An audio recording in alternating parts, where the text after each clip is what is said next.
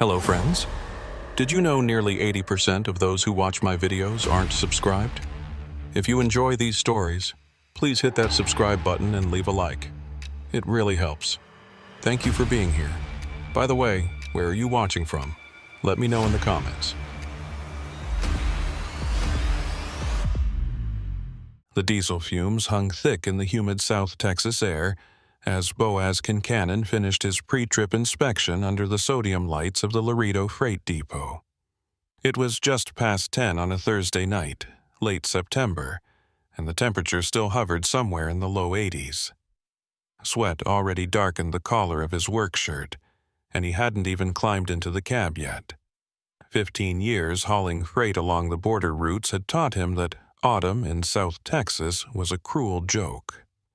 The seasons changed everywhere else in the country, but down here, heat was a constant companion that only loosened its grip for a few precious weeks in January. He'd drawn a straightforward run tonight, at least on paper.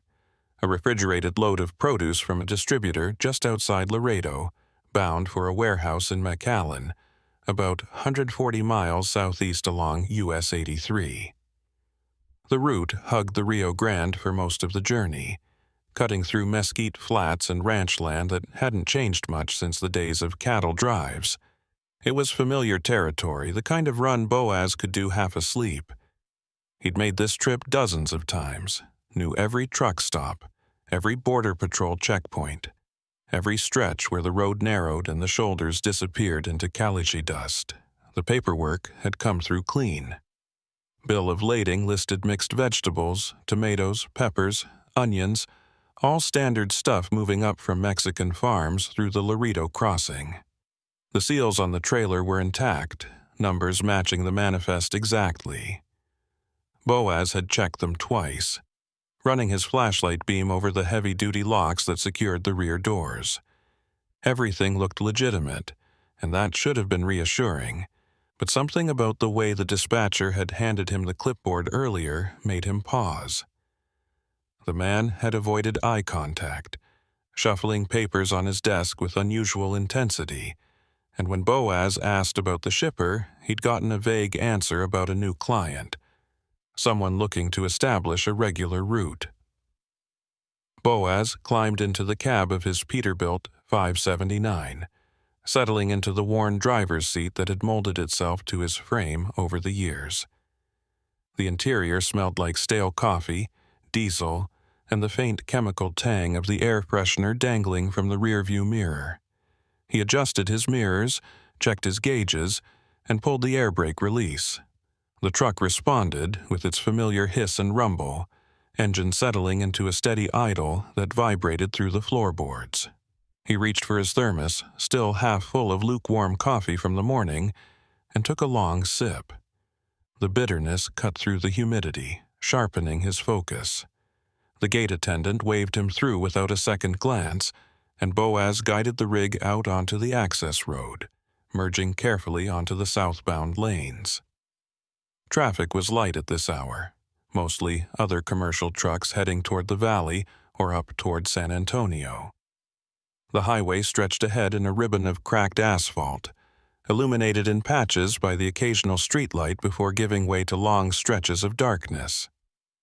On either side, the landscape flattened into scrubland dotted with mesquite and huisac, their twisted silhouettes barely visible against the night sky.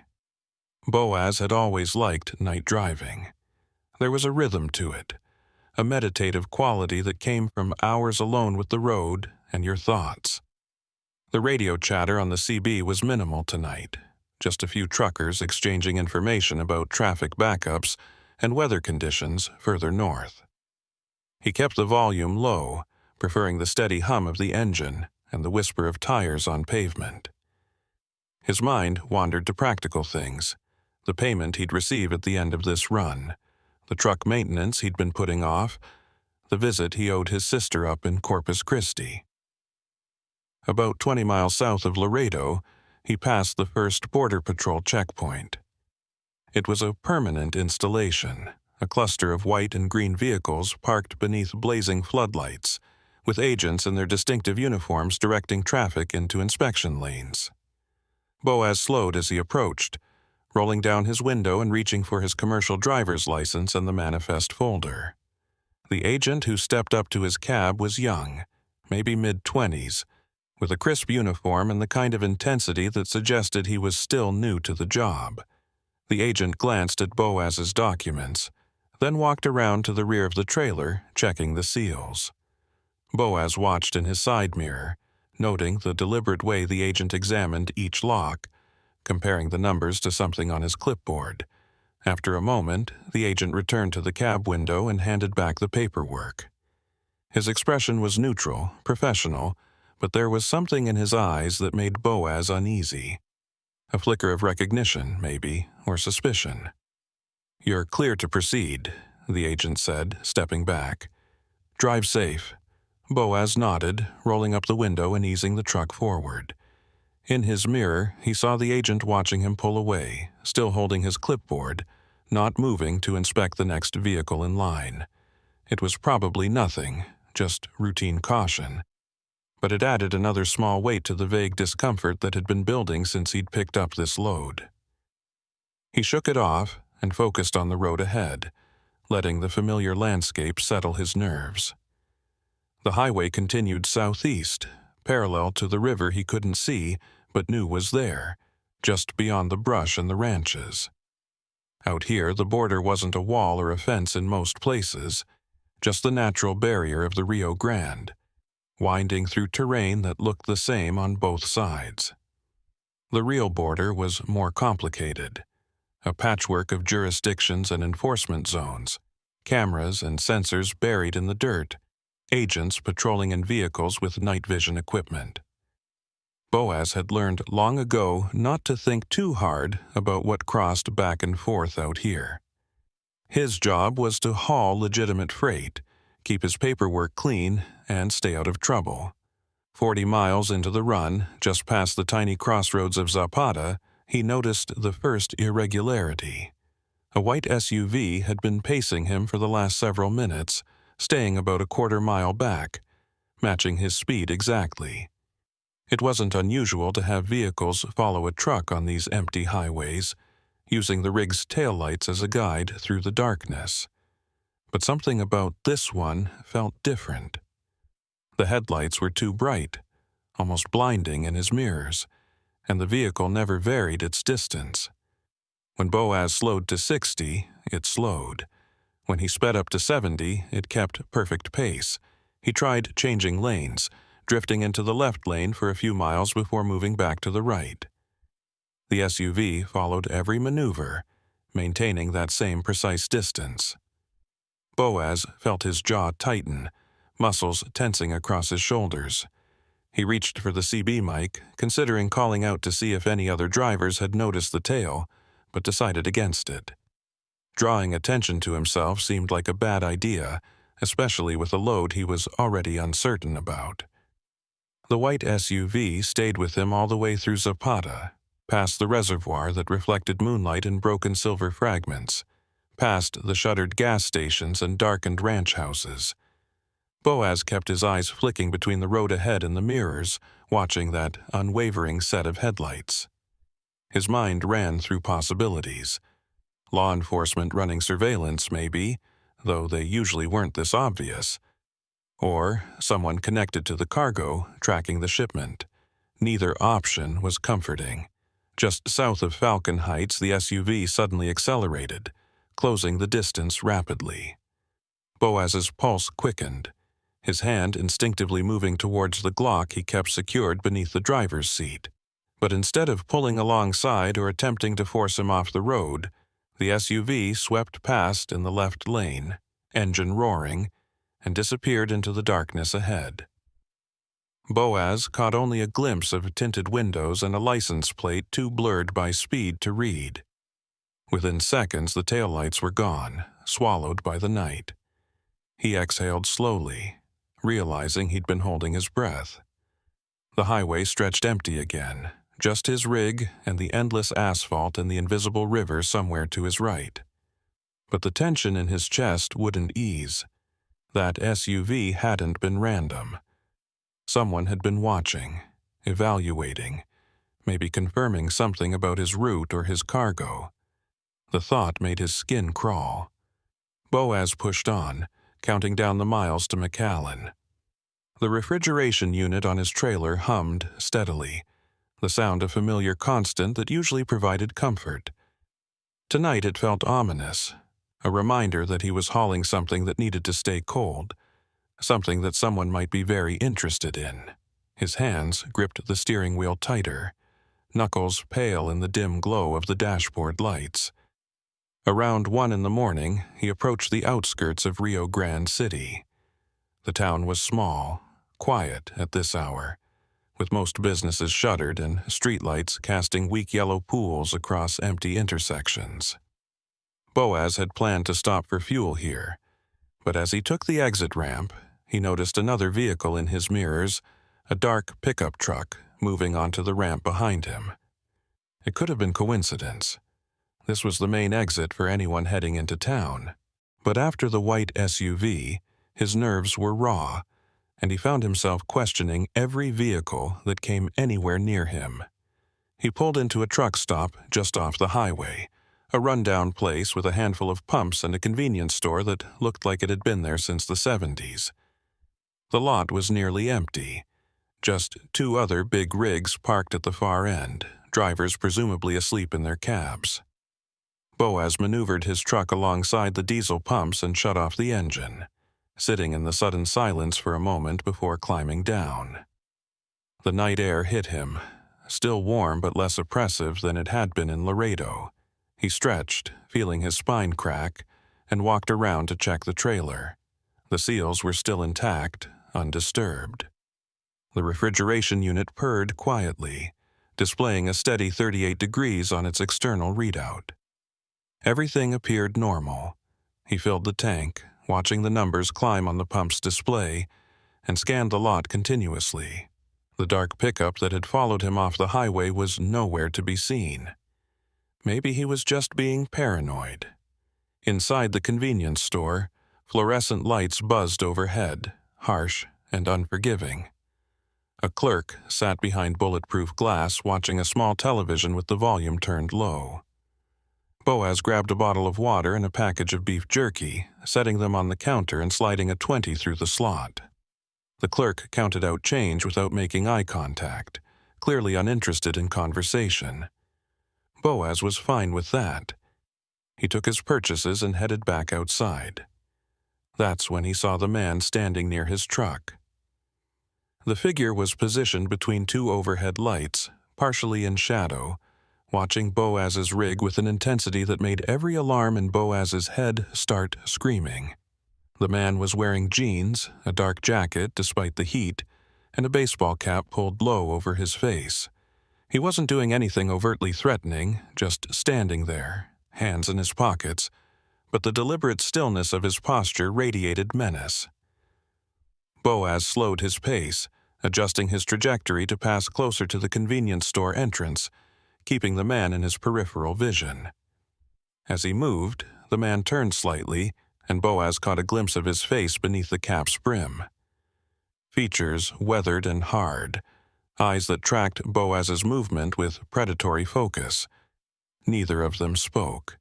The moment stretched out, taut and dangerous, before the man finally turned and walked away, disappearing around the side of the building. Boaz didn't hesitate. He strode quickly to his truck, climbed into the cab and locked the doors. His heart hammered against his ribs, adrenaline flooding his system. He started the engine and pulled out of the lot faster than was probably safe, tires crunching over loose gravel before hitting asphalt. In his mirrors, he saw no one following, but that didn't slow his pulse.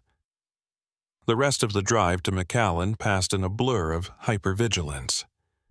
Every pair of headlights that appeared behind him sent his anxiety spiking. Every exit ramp looked like a potential ambush point. He white-knuckled the steering wheel, jaw clenched, forcing himself to maintain a steady speed and not draw attention by driving erratically. The miles crawled past with agonizing slowness. When the lights of McAllen finally appeared on the horizon, He felt a wave of relief so intense it was almost physical. The warehouse district sat on the eastern edge of town, a sprawling complex of corrugated metal buildings and loading docks. Boaz navigated the familiar streets, following GPS directions to the specific facility listed on his manifest. It was almost 3 a.m, but the warehouse was lit up. Forklifts moving inside, workers in safety vests directing traffic. He backed his trailer into the assigned dock, killed the engine, and sat for a moment, letting his hands stop shaking. A warehouse worker approached his cab, clipboard in hand, wearing a reflective vest and a bored expression. Boaz rolled down the window and handed over the paperwork, watching as the man scanned the documents with practiced efficiency. "You're early," the worker said, glancing at his watch. "Weren't expecting you until 4. "Made good time," Boaz replied, keeping his voice neutral. The worker nodded absently, already moving toward the trailer doors to check the seals. Boaz watched him in the side mirror, noting the routine way he inspected the locks, comparing numbers to the manifest. After a moment, the worker returned to the cab window. "Seals match. We'll get you unloaded. Should take about 45 minutes. You can wait in the driver's lounge if you want. Coffee's fresh." Boaz thanked him and climbed down from the cab, stretching muscles that had been tensed for hours. He walked into the warehouse facility, following signs to the driver's area, a small room with vending machines, a coffee pot, and a television mounted on the wall. 2 other drivers sat in plastic chairs, barely looking up as he entered. He poured himself a cup of coffee, the liquid dark and strong, and found a seat where he could see through the windows to his truck. The unloading process began, forklifts moving in and out of his trailer, workers calling to each other in Spanish and English. Boaz sipped his coffee and tried to relax, but his mind kept replaying the night's events. The Border Patrol agent's lingering stare, the white SUV pacing him for miles, the man watching his truck at the Rio Grande City stop. All of it could have innocent explanations, but taken together, it formed a pattern he didn't like. 40 minutes later, a worker appeared in the doorway and waved to get his attention. "All done? You're empty." Boaz followed him back to the loading dock, where his trailer sat with its rear doors still open. He walked to the back and peered inside, playing his flashlight beam across the interior. It was completely empty, just bare aluminum walls and floor, no trace of the produce that had filled it hours earlier. The workers had already moved the pallets to cold storage somewhere inside the facility. "Need you to sign here," the worker said, offering the clipboard. Boaz scrawled his signature on the delivery confirmation, took his copy, and thanked the man. The worker disappeared back into the warehouse without another word, leaving Boaz alone with his empty trailer. He was about to close the rear doors when something caught his eye. On the floor of the trailer, near the front wall, was a small, dark stain. Boaz knelt down, touching it with his finger. It was still slightly damp, viscous. He brought his finger to his nose and immediately recoiled. It wasn't produce juice or vegetable matter. It smelled organic but wrong, like meat left too long in questionable conditions. His stomach turned. He wiped his finger on his jeans and straightened, staring at the stain. It was small, easily overlooked, probably meaning nothing, but combined with everything else tonight it felt significant. He grabbed his flashlight and swept the beam methodically across the entire trailer interior, looking for anything else unusual. The walls were clean, the floor mostly spotless except for that single mark. No other evidence of whatever had caused the stain. Boaz secured the trailer doors and walked back to his cab, pulling out his phone. He scrolled through his contacts, hesitating over the number for his dispatcher. He should report this, document the anomaly, cover himself if anything came back on him later. But something stopped him. The dispatcher's odd behavior when handing over this run, the vagueness about the shipper, calling attention to a problem might create more trouble than it solved. He sat in the cab, engine idling, trying to decide. Through the windshield, he could see the warehouse workers going about their business, loading other trucks, moving pallets, completely unconcerned with his presence. Everything looked normal. Maybe he was overthinking this. Maybe the stain was nothing. Spilled vegetable juice that had gone off, and he was letting paranoia get the better of him. Before he could make a decision, his phone buzzed with an incoming text. Unknown number. He opened it, heart rate accelerating before he even read the words. Good work tonight. Second run next Thursday, same route. Details to follow. Don't discuss with dispatch. Boaz stared at the screen, blood draining from his face. He hadn't given anyone his number except official contacts. Whoever sent this knew who he was, knew his route, knew he'd completed the delivery. He typed a quick reply. Who is this? The response came immediately. Someone who pays better than your current rate. Keep your phone on. Then, nothing. Boaz waited, watching the screen, but no further messages appeared. He looked around the parking lot, scanning for anyone watching him, any vehicle that didn't belong. Everything seemed normal, industrial, impersonal, but he felt exposed, vulnerable, like crosshairs were painted on his back. He put the truck in gear and pulled away from the warehouse, hands trembling slightly on the wheel. The empty trailer felt lighter, but the weight of this situation pressed down on him with crushing force. Someone had just recruited him, voluntold him, into something he hadn't agreed to, and walking away might not be an option. The drive back to Laredo should have been easier without the cargo, but Boaz felt more tense than ever. He kept his phone on the passenger seat, screen face up, waiting for another message that didn't come. Dawn was breaking as he crossed back through the Border Patrol checkpoint, the same installation he'd passed heading south. A different agent waved him through after a perfunctory glance at his paperwork, apparently unconcerned with an empty trailer heading north.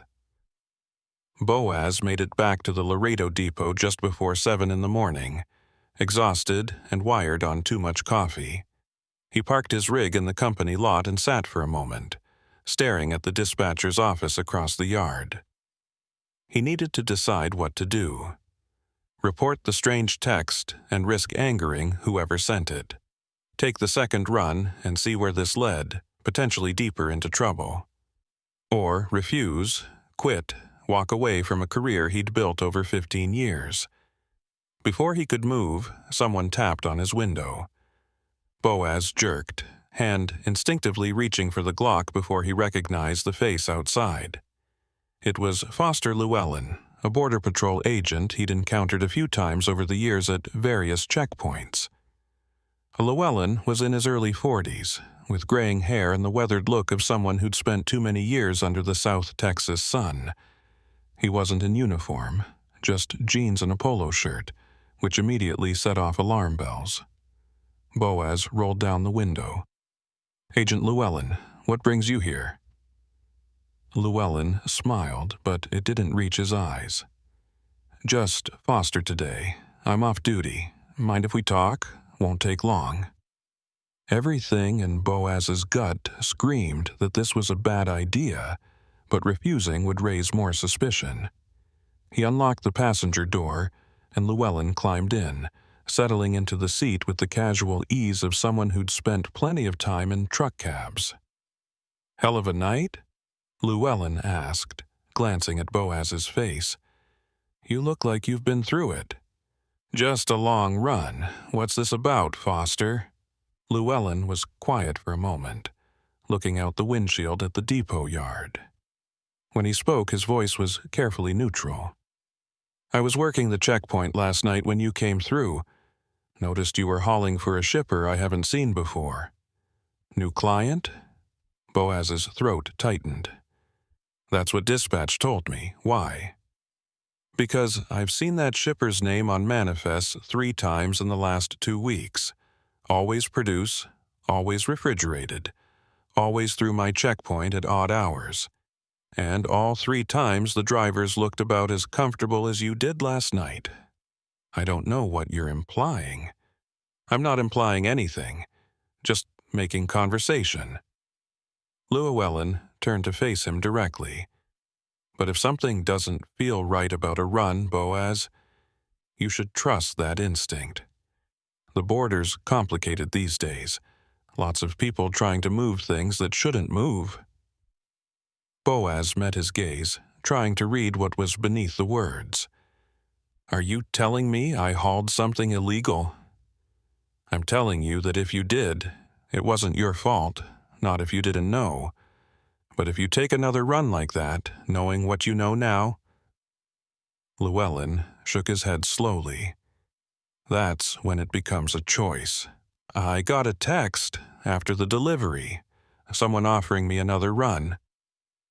Llewellyn's expression didn't change, but something flickered in his eyes. Did you respond? Asked who it was. They didn't answer directly. Good. Don't respond again. Don't take the run. And if they pressure you, call me. Llewellyn pulled a business card from his wallet, setting it on the dashboard. Personal cell is on the back. Boaz picked up the card, turning it over in his fingers. Why are you helping me?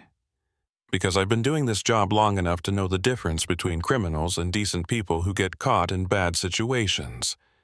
You're the latter, but that protection only lasts if you make the right choice from here. Llewellyn opened the passenger door, stepping down from the cab. He paused, one hand on the door frame. One more thing, if anyone else approaches you about this, someone who isn't law enforcement, be very careful. These operations don't like loose ends. With that, Llewellyn closed the door and walked away, leaving Boaz alone with his thoughts and a business card that felt like both a lifeline and a ticking bomb. Boaz didn't go home after Foster Llewellyn walked away. Instead, he sat in his truck for another 20 minutes, staring at the business card on the dashboard while the morning sun climbed higher and heated the cab to an uncomfortable degree. The depot yard came alive around him, mechanics arriving for their shifts, other drivers pulling in and out. The familiar choreography of a working freight operation. Everything looked normal, routine, the same dance he'd been part of for 15 years. But nothing felt normal anymore. He finally climbed out and headed toward the dispatch office, a squat cinder-block building with narrow windows and an air conditioning unit that rattled loud enough to hear from across the parking lot. Inside, the office smelled like burnt coffee and printer toner. 3 desks sat in a cramped space, 2 of them empty at this hour. Behind the third sat Marcus, the dispatcher who'd given him last night's run, hunched over a computer screen with reading glasses perched on the end of his nose. Marcus looked up as Boaz entered, and for just a fraction of a second, something passed across his face. Recognition, maybe, or concern. Then the professional mask slid back into place and he nodded. Kincannon. How'd the McAllen run go? Fine. Delivered on time. No issues. Boaz kept his voice level, watching Marcus's reaction carefully. Wanted to ask you about the shipper, though. Paperwork said new client. You got any background on them? Marcus's fingers stopped typing. He took off his glasses slowly, setting them on the desk with deliberate care. Why are you asking? Just curious. 15 years on these routes, I know most of the regular shippers. This one's new to me. New to all of us, Marcus said, leaning back in his chair. The vinyl creaked under his weight. They contacted the main office directly, wanted to establish regular service, paid up front, cash deposit. Owner was happy to have the business. What kind of operation are they running? Marcus's eyes narrowed slightly. Agricultural distributor out of Nuevo Laredo. Import produce through the bridge, we haul it north. A standard arrangement. Why the interrogation, Boaz? Not interrogating, just Felt a little off last night. Had a vehicle tailing me for a while, then some guy watching my truck at a fuel stop. Made me jumpy. Welcome to the border, Marcus said, but there was no humor in his tone. Lots of people watching everything down here. Doesn't mean it's connected to your cargo. He paused, studying Boaz's face. Unless you saw something that made you think otherwise. The question hung in the air between them, weighted with implication. Boaz could feel the trap in it, the way Marcus was probing to see how much he knew or suspected. He thought about the stain in the trailer, the cryptic text message, Foster Llewellyn's warning. All of it stayed locked behind his teeth. No, he lied. Nothing specific. Just the usual border paranoia, I guess. Marcus held his gaze for another long moment before nodding and sliding his glasses back on. Good, because this shipper wants to use you again, next Thursday, same route, same time. I was about to call and confirm you were available. There it was. The second run, just like the text message had promised. Except now it was coming through official channels. Boaz's stomach tightened, bile rising in his throat. He needed to refuse, needed to walk away clean like Foster had advised, but something in Marcus's expression told him that refusing wouldn't be simple. There were currents moving beneath this conversation, dangerous undertows that could pull him down if he made the wrong move. I'll have to check my schedule, Boaz said carefully. Got some personal stuff coming up, might need to take a few days. Marcus's expression didn't change, but the temperature in the room seemed to drop several degrees. The client specifically requested you. Said you did good work, professional handling. They're willing to pay a premium for the same driver. He pulled a manila envelope from his desk drawer and slid it across the desk. $2,000 cash on top of your regular rate. Just for showing up. Boaz stared at the envelope without touching it. $2,000 was more than triple his usual cut for a run like this. It was the kind of money that bought silence and complicity, the kind of money that turned transport into something else entirely. That's generous, he said quietly. They're a generous client, and they value discretion. Marcus leaned forward, folding his hands on the desk. Look, Boaz, I don't know what you think you saw or heard last night, but I'm telling you straight up, this is legitimate business. The produce was real, the paperwork was clean, Border Patrol didn't flag anything. You did your job, you got paid, everyone's happy. Take the second run, pocket the bonus, and stop looking for problems where there aren't any. And if I decide to pass? Marcus was quiet for several seconds, his jaw working like he was chewing on words he didn't want to say. When he spoke, his voice was softer, almost sympathetic. Then you'll be passing on more than just this run. Owner's been talking about downsizing the fleet. Economy's tight, fuel costs are up. Drivers who don't want to work get replaced by drivers who do. You understand what I'm saying? The threat wasn't even veiled. Take the run or lose your job, maybe more than that depending on how deep this went.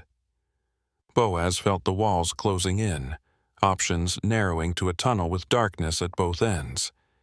He could call Foster, hand this over to Border Patrol, probably end up in witness protection if the operation was as serious as it seemed. Or he could play along, gather more information, try to navigate through this without burning his entire life to the ground. I'll take the run, he heard himself say. The words tasted like ash. Marcus smiled, but it was the smile of a man closing a deal, not offering friendship. Smart choice.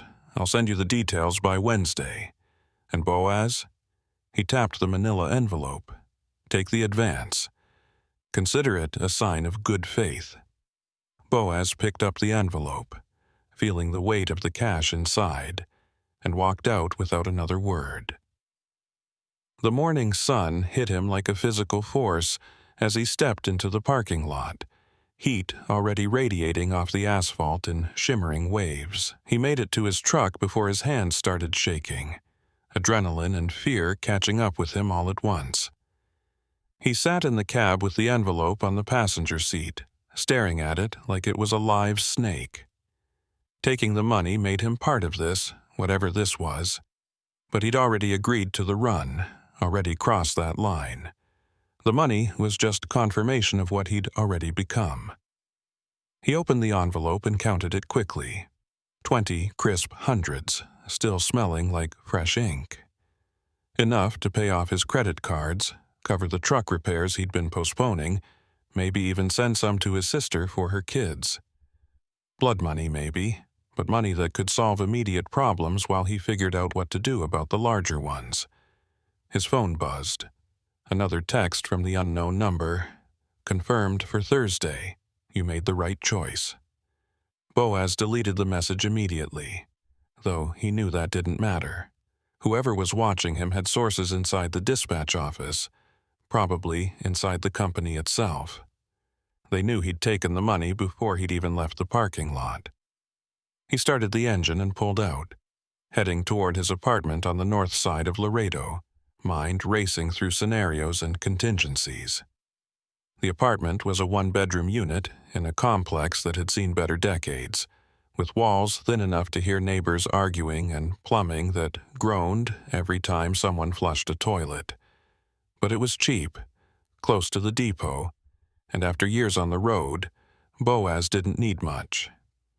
He unlocked the door and stepped into air that was hot and stale, windows closed and curtains drawn the way he'd left them 2 days ago before starting his last run. He dropped the envelope on the kitchen counter and grabbed a beer from the refrigerator, draining half of it in one long pull. The cold liquid cut through the exhaustion and fear, centering him enough to think clearly. He needed information, needed to understand what he was actually hauling before Thursday's run. The manifest had said produce, and he'd seen pallets of vegetables when the warehouse crew unloaded. But that stain in the trailer suggested something else had been in there, something organic and wrong. Boaz pulled out his laptop and opened a browser searching for the shipper's name from the manifest. The company was listed as Valle Verde Agricultural Distributors, with an address in Nuevo Laredo and a sparse website showing stock photos of produce and generic text about farm-to-table distribution. No names, no faces, no real information. The domain registration was hidden behind a privacy service. The business license checked out through Mexican records, but that didn't mean much. Plenty of legitimate-looking fronts existed on both sides of the border. He tried searching for news about agricultural busts or border patrol seizures in the Laredo sector over the past month, scrolling through local news sites and law enforcement bulletins. Nothing jumped out, just the usual flow of drug interdictions and human smuggling arrests that were constant background noise along the border. Whatever operation Valle Verde was running, it hadn't made headlines yet. That could mean it was small, careful, or too well protected to draw attention. His phone rang, startling him badly enough that he nearly dropped the beer. Unknown number, different from the texts. He considered not answering, then realized avoiding contact was pointless now.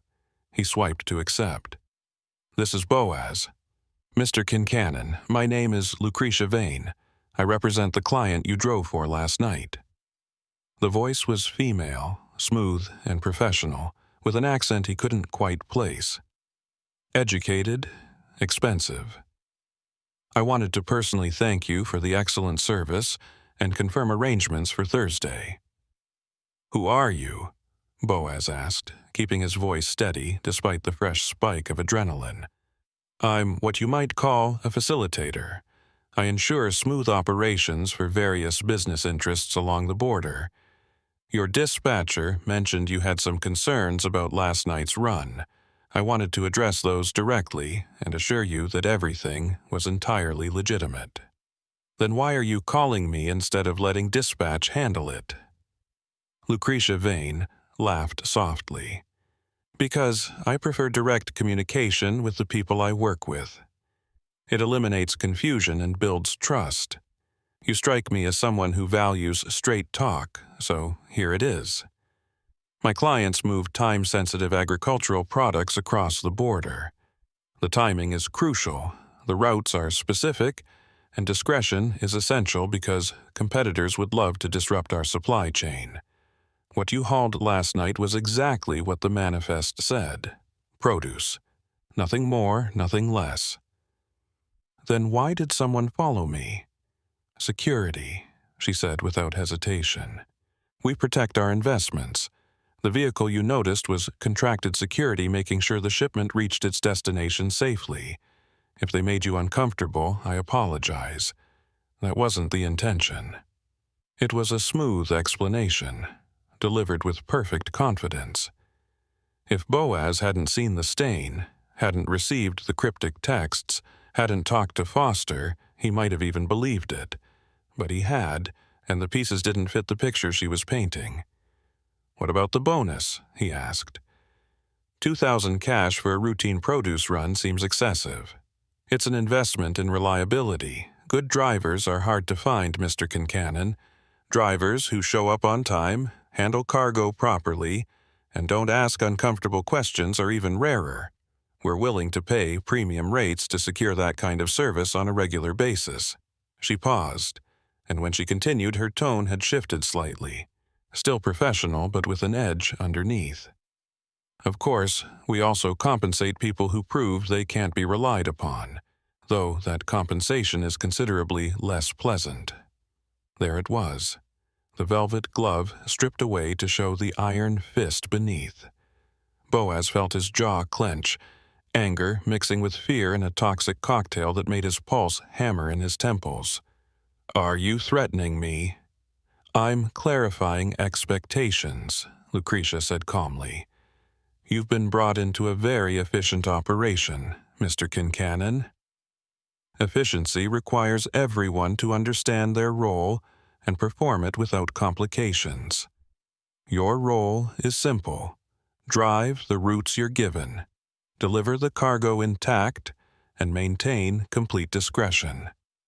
Do that, and you'll be compensated generously. Deviate from that, and there will be consequences. Not threats, just facts. And if I walk away, then you'd be walking away from your livelihood, your reputation, and possibly your health, depending on how much you choose to say to the wrong people. But I don't think you'll walk away. You've already taken the money, already agreed to Thursday's run. You're a practical man who understands that sometimes we find ourselves in situations that aren't ideal, but are manageable if we're smart about it." Her voice softened again, becoming almost sympathetic. "This doesn't have to be difficult, Boaz. May I call you Boaz? Just do the work, take the money, and life continues normally. Everyone wins.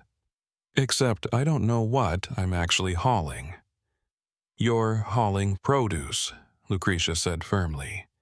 "And that's all you need to know.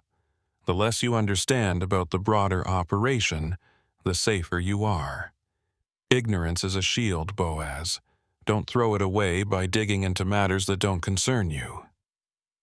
The line went dead before he could respond. Boaz sat staring at his phone, mind reeling. Lucretia Vane had just laid out the reality of his situation with perfect clarity. He was trapped, bought and paid for, with the promise of violence hanging over any attempt to escape. She was right about one thing. He'd already crossed the line by taking the money and agreeing to the second run. Walking away now would just make him a liability instead of an asset. He drained the rest of the beer and grabbed another, pacing the small apartment while he tried to think. Foster's card was still in his truck, the contact information that could theoretically extract him from this mess. But using it meant becoming an informant, wearing a wire, probably testifying if anything went to trial. It meant the end of his career as a trucker, relocation if the operation was connected to cartels, and a permanent target on his back if anything went wrong. The alternative was to play along, at least for now. Take Thursday's run, keep his eyes open, gather information. Maybe figure out what was really being transported and whether it was something he could live with hauling. The stain bothered him deeply, but Lucretia was right that the manifest had shown legitimate produce. Maybe there was a reasonable explanation. Maybe he was reading sinister intent into what was actually just an aggressive but legal business operation. He spent the rest of the day trying to convince himself of that. Cleaning the apartment, running errands, anything to keep his hands busy and his mind occupied. But when night fell and he lay in bed staring at the ceiling, the fear came back in full force. He thought about the man at the Rio Grande City fuel stop, standing in the shadows watching his truck. Thought about the white SUV pacing him for miles. Thought about Lucretia Vane's calm voice promising consequences. Sleep came in fitful bursts, full of fragmented dreams where he was driving endless dark highways while things moved in his trailer, scratching at the walls, leaving stains that spread across the aluminum like blood. He woke repeatedly, heart pounding, reaching for his phone to check the time. Each time, the hours had barely moved, time crawling toward Thursday with agonizing slowness. Tuesday morning arrived gray and humid, with heavy clouds promising rain that wouldn't come. Boaz forced himself through a normal routine: shower, coffee, checking his truck for maintenance issues. He drove to a mechanic shop he trusted on the east side of town and had them go over the entire rig, changing oil, checking brakes, inspecting the refrigeration unit on the trailer. While they worked, he sat in the waiting area pretending to read a magazine, actually watching the street for any sign of surveillance. No white SUVs appeared, no dark pickups. No one seemed to be paying him any attention at all, which somehow made him more nervous. If Lucretia's organization was as professional as she presented, their watchers wouldn't be obvious. They'd blend into the background, just another face in the lunch crowd at the taco stand across the street. Just another vehicle in traffic. The mechanic gave him a clean bill of health on the truck, and Boaz paid cash, getting a receipt for his records. Normal procedure, normal day. He drove back toward his apartment, taking a deliberately circuitous route, watching his mirrors constantly. Still no tail that he could identify. Either they weren't watching, or they were good enough that he couldn't spot them. Neither option was comforting. Wednesday brought a text from Marcus with the details for Thursday's run. Same pickup location in Laredo, same destination in McAllen, departure time of 10 p.m. The manifest would be waiting at the depot when he arrived. Simple, straightforward, exactly like the first run. Boaz acknowledged the message with a terse "confirmed" and spent the rest of the day in a state of mounting anxiety. He tried calling his sister in Corpus Christi wanting to hear a familiar voice, but got her voicemail and couldn't figure out what message to leave. "Hey, I might be hauling contraband for a criminal organization, just wanted to say I love you." He hung up without speaking and sat on his couch, staring at the wall. Foster Llewellyn's card sat on his coffee table where he'd left it, the personal cell number written in neat block letters on the back. Boaz picked it up several times throughout the day, phone in his other hand, ready to make the call. Each time he stopped before dialing. Once he brought Foster into this, there was no going back. The wheels would start turning, investigations would begin, and Boaz would be locked into a path he wasn't sure he was ready to walk. Thursday arrived like an execution date.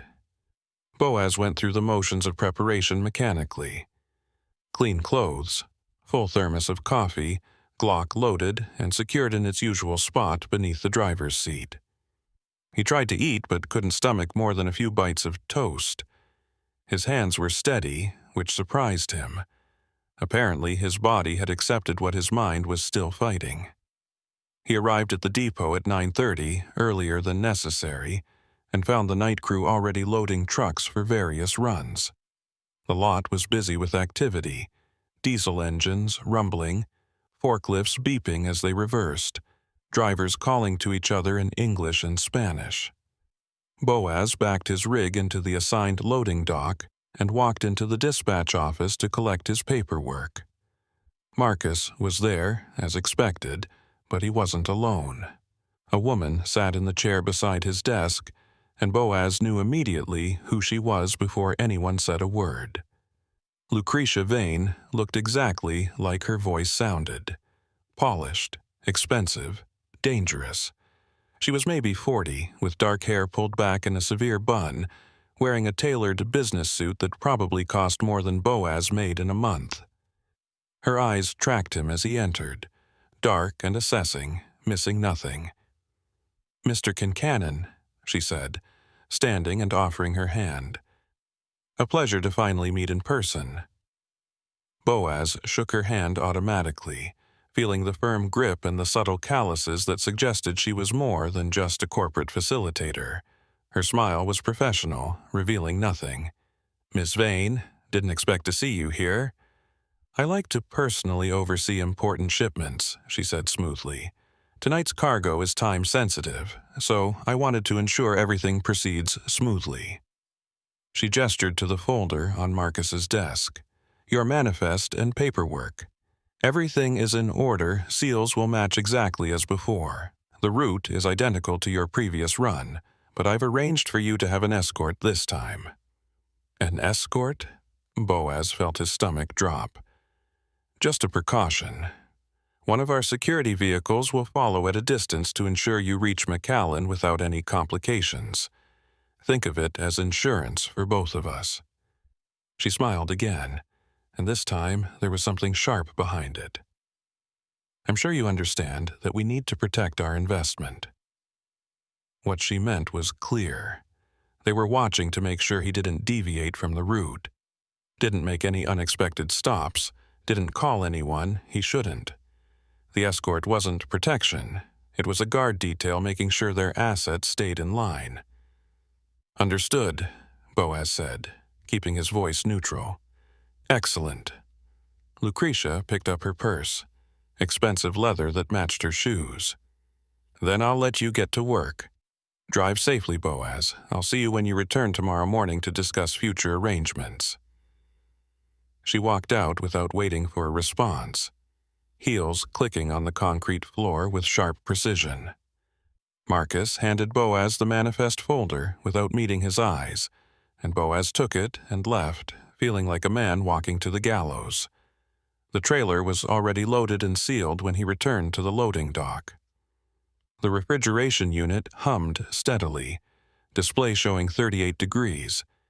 Everything looked identical to the first run.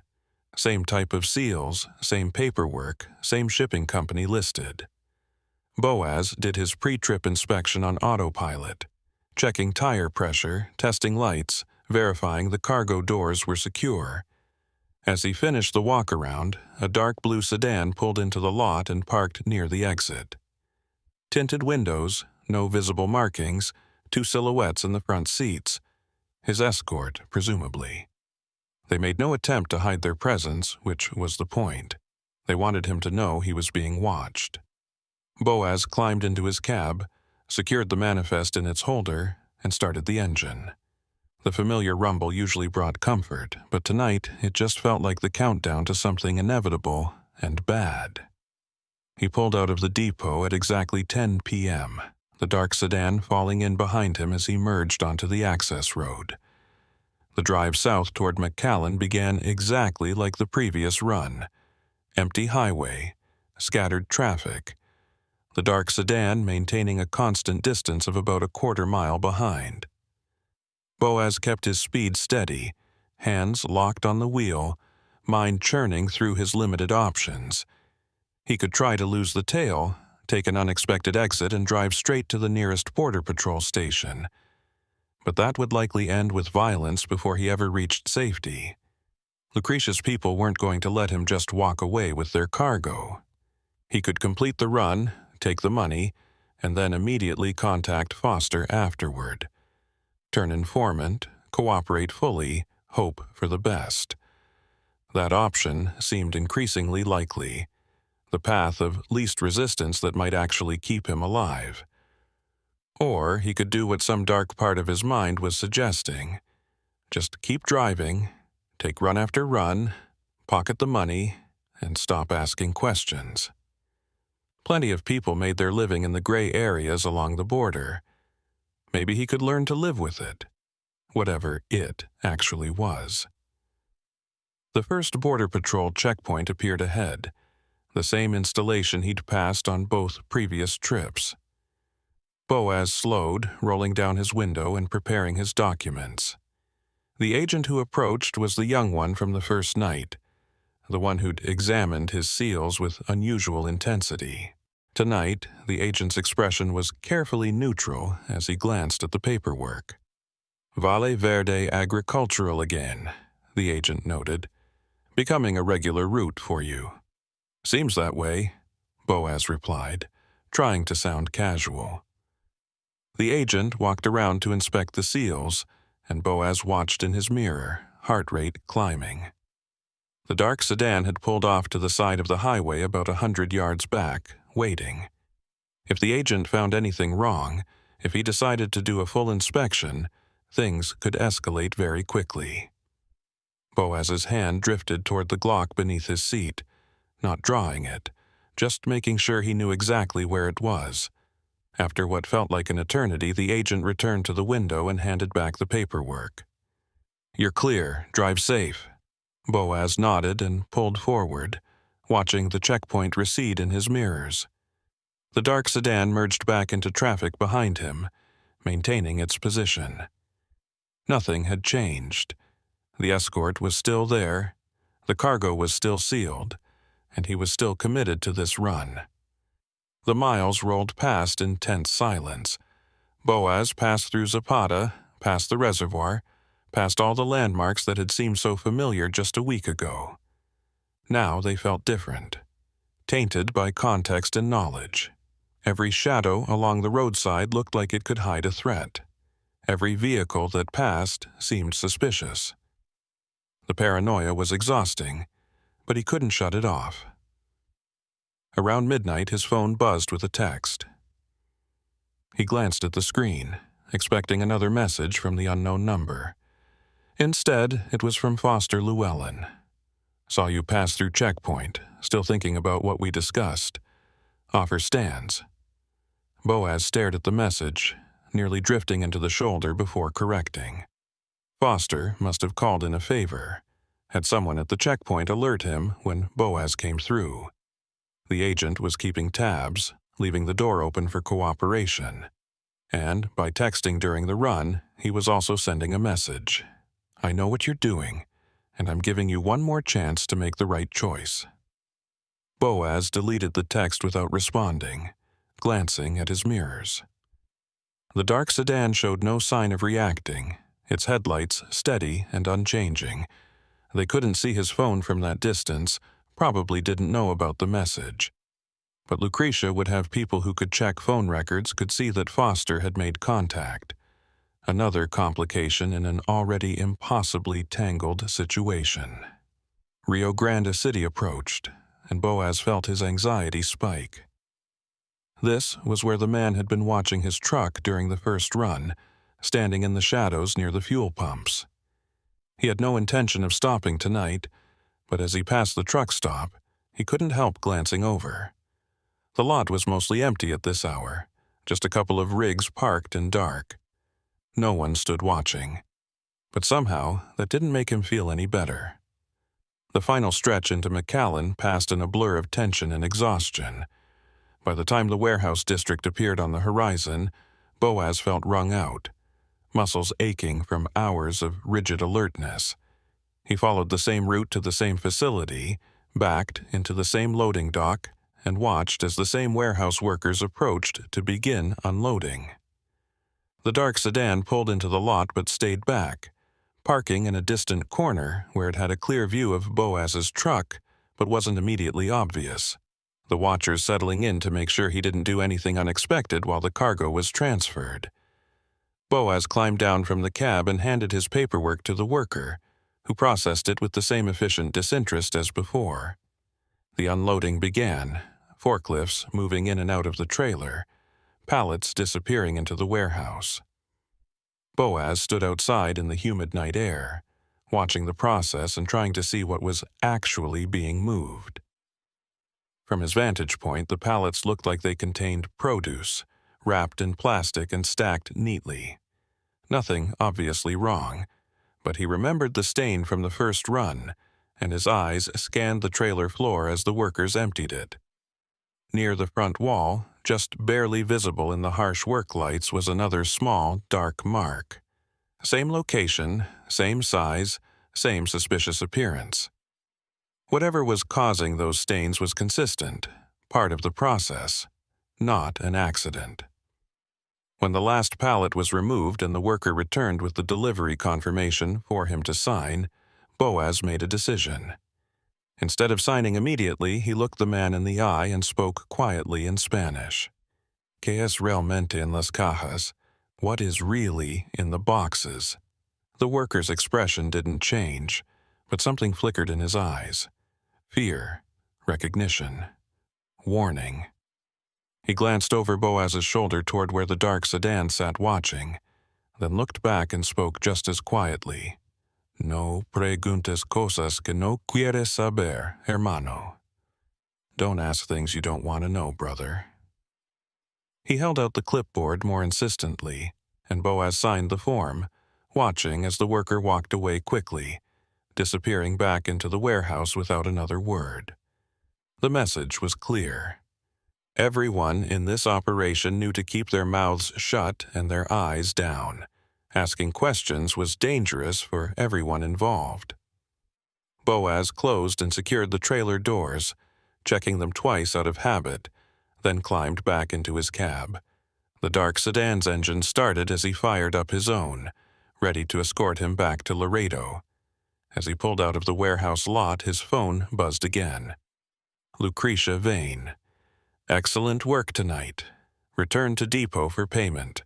We'll discuss the next schedule in the morning. Boaz didn't respond, just pocketed the phone and focused on driving. The return trip passed in exhausted silence, his mind too tired to process everything that had happened. The dark sedan followed him all the way back to Laredo, peeling off only when he pulled into the depot lot.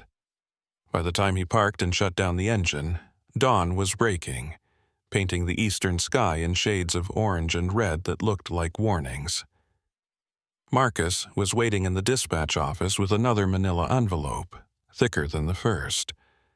He pushed it across the desk without comment, and Boaz took it, feeling the weight. More blood money. More complicity. He was in deep now, deeper than he'd ever intended, and the way out was getting harder to see with each run he completed.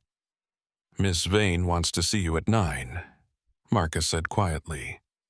There's a coffee shop on McPherson, La Esquina. She'll be waiting.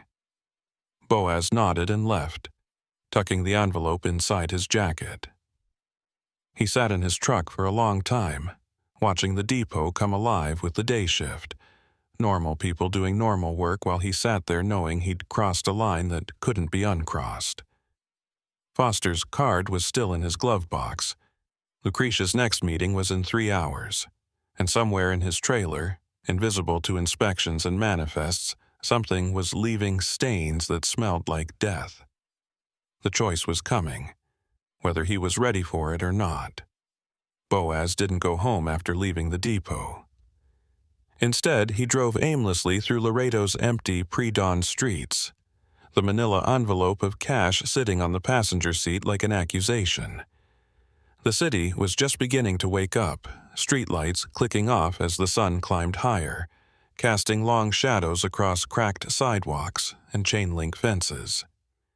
He passed taquerias preparing for the breakfast rush, their windows glowing warm against the cool morning air.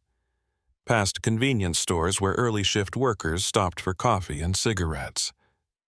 Normal people living normal lives, completely unaware that they were sharing the road with someone who'd just become complicit in something he still couldn't fully name.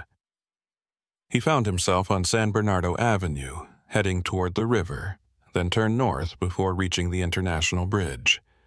The downtown area was quiet at this hour, historic buildings standing silent and dignified in the growing light. Boaz had always liked this part of Laredo, the old architecture that spoke to the city's complicated history, layers of Mexican and American influence blended together in ways that couldn't be separated cleanly. Now it all felt tainted by what he knew, or suspected, about the cargo he was hauling through these streets. At a red light near Jarvis Plaza, he finally opened the envelope and counted the money. $4,000 in hundreds, twice what Lucretia had promised for the run itself. Payment for compliance, for silence, for becoming the kind of driver who didn't ask questions even when he found stains that smelled like decay in his trailer. He tucked the bills back into the envelope and shoved it into the glove compartment, next to Foster Llewellyn's business card. Two different paths, sitting side by side, waiting for him to choose. The meeting with Lucretia was in 3 hours, but Boaz knew he wouldn't sleep even if he tried. Exhaustion pulled at his bones, made his eyes burn and his thoughts slow. But adrenaline and fear kept him wired, nerves singing with tension that wouldn't release. He stopped at a gas station and bought a large coffee, drinking it too fast and burning his tongue. Then bought another and forced himself to sip it slowly while he sat in the parking lot and watched traffic build on the highway. His phone buzzed with a text from his sister. "Haven't heard from you in a while. Everything okay?" Boaz stared at the message for a long time, thumb hovering over the keyboard. What could he possibly say? That he was fine, everything was normal, just hauling freight like always? That would be a lie, and his sister had always been good at detecting his lies even over text. That he'd gotten himself into serious trouble and didn't know how to get out? That would just worry her, drag her into something she couldn't help with and didn't deserve to know about. He finally typed, "All good. Been busy with work. We'll call you this weekend. Love you." Another lie, adding to the pile that was growing taller with each hour. He sent it before he could reconsider and watched the message change to delivered, then read. 3 dots appeared, his sister typing a response, then disappeared. Appeared again. Finally, a simple reply, "Okay, be safe out there." If she only knew how far he was from safe. Boaz drove to his apartment and forced himself to shower and change clothes, going through the motions mechanically while his mind churned. The hot water helped marginally, washing away the sweat and diesel smell but doing nothing for the anxiety coiled in his gut. He dressed in clean jeans and a button-down shirt, something between casual and professional, appropriate for a meeting he definitely didn't want to have. At 8:30, he headed toward McPherson Street, driving slowly through morning traffic and watching his mirrors compulsively. No dark sedans followed him, at least none that he could identify. La Esquina turned out to be a small coffee shop, tucked between a panaderia and a cell phone store, with outdoor seating under a faded awning and hand-painted signs advertising Café de Olla and Pan Dulce. The kind of place that had probably been there for decades, serving the neighborhood long before Starbucks ever considered expanding into South Texas. Boaz parked down the street and walked back, scanning the area for anything out of place. A few customers sat at the outdoor tables, older men reading newspapers and sipping coffee, a young mother with 2 small children sharing a pastry. Normal morning scene.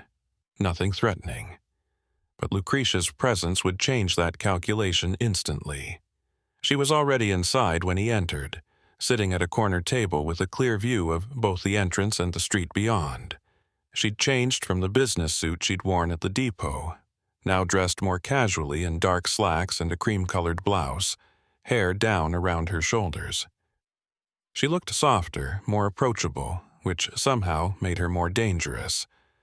The smile she gave him as he approached was warm, almost friendly. "Boaz, thank you for coming. Please, sit. She gestured to the chair across from her. Can I get you something? The coffee here is excellent, and the conchas are the best in Laredo. Coffee's fine, Boaz said, settling into the chair cautiously. His back was to the room, which made him uncomfortable, but repositioning would seem paranoid. He was already at a disadvantage. Lucretia signaled to the woman behind the counter, who brought over a steaming cup of coffee without being asked. Clearly, Lucretia was a regular here, known and comfortable. That detail bothered Boaz more than it probably should have. It suggested permanence, roots in the community, the kind of established presence that made her operation harder to disrupt. You look tired, Lucretia observed, studying his face with those dark, assessing eyes. The run's taking a toll?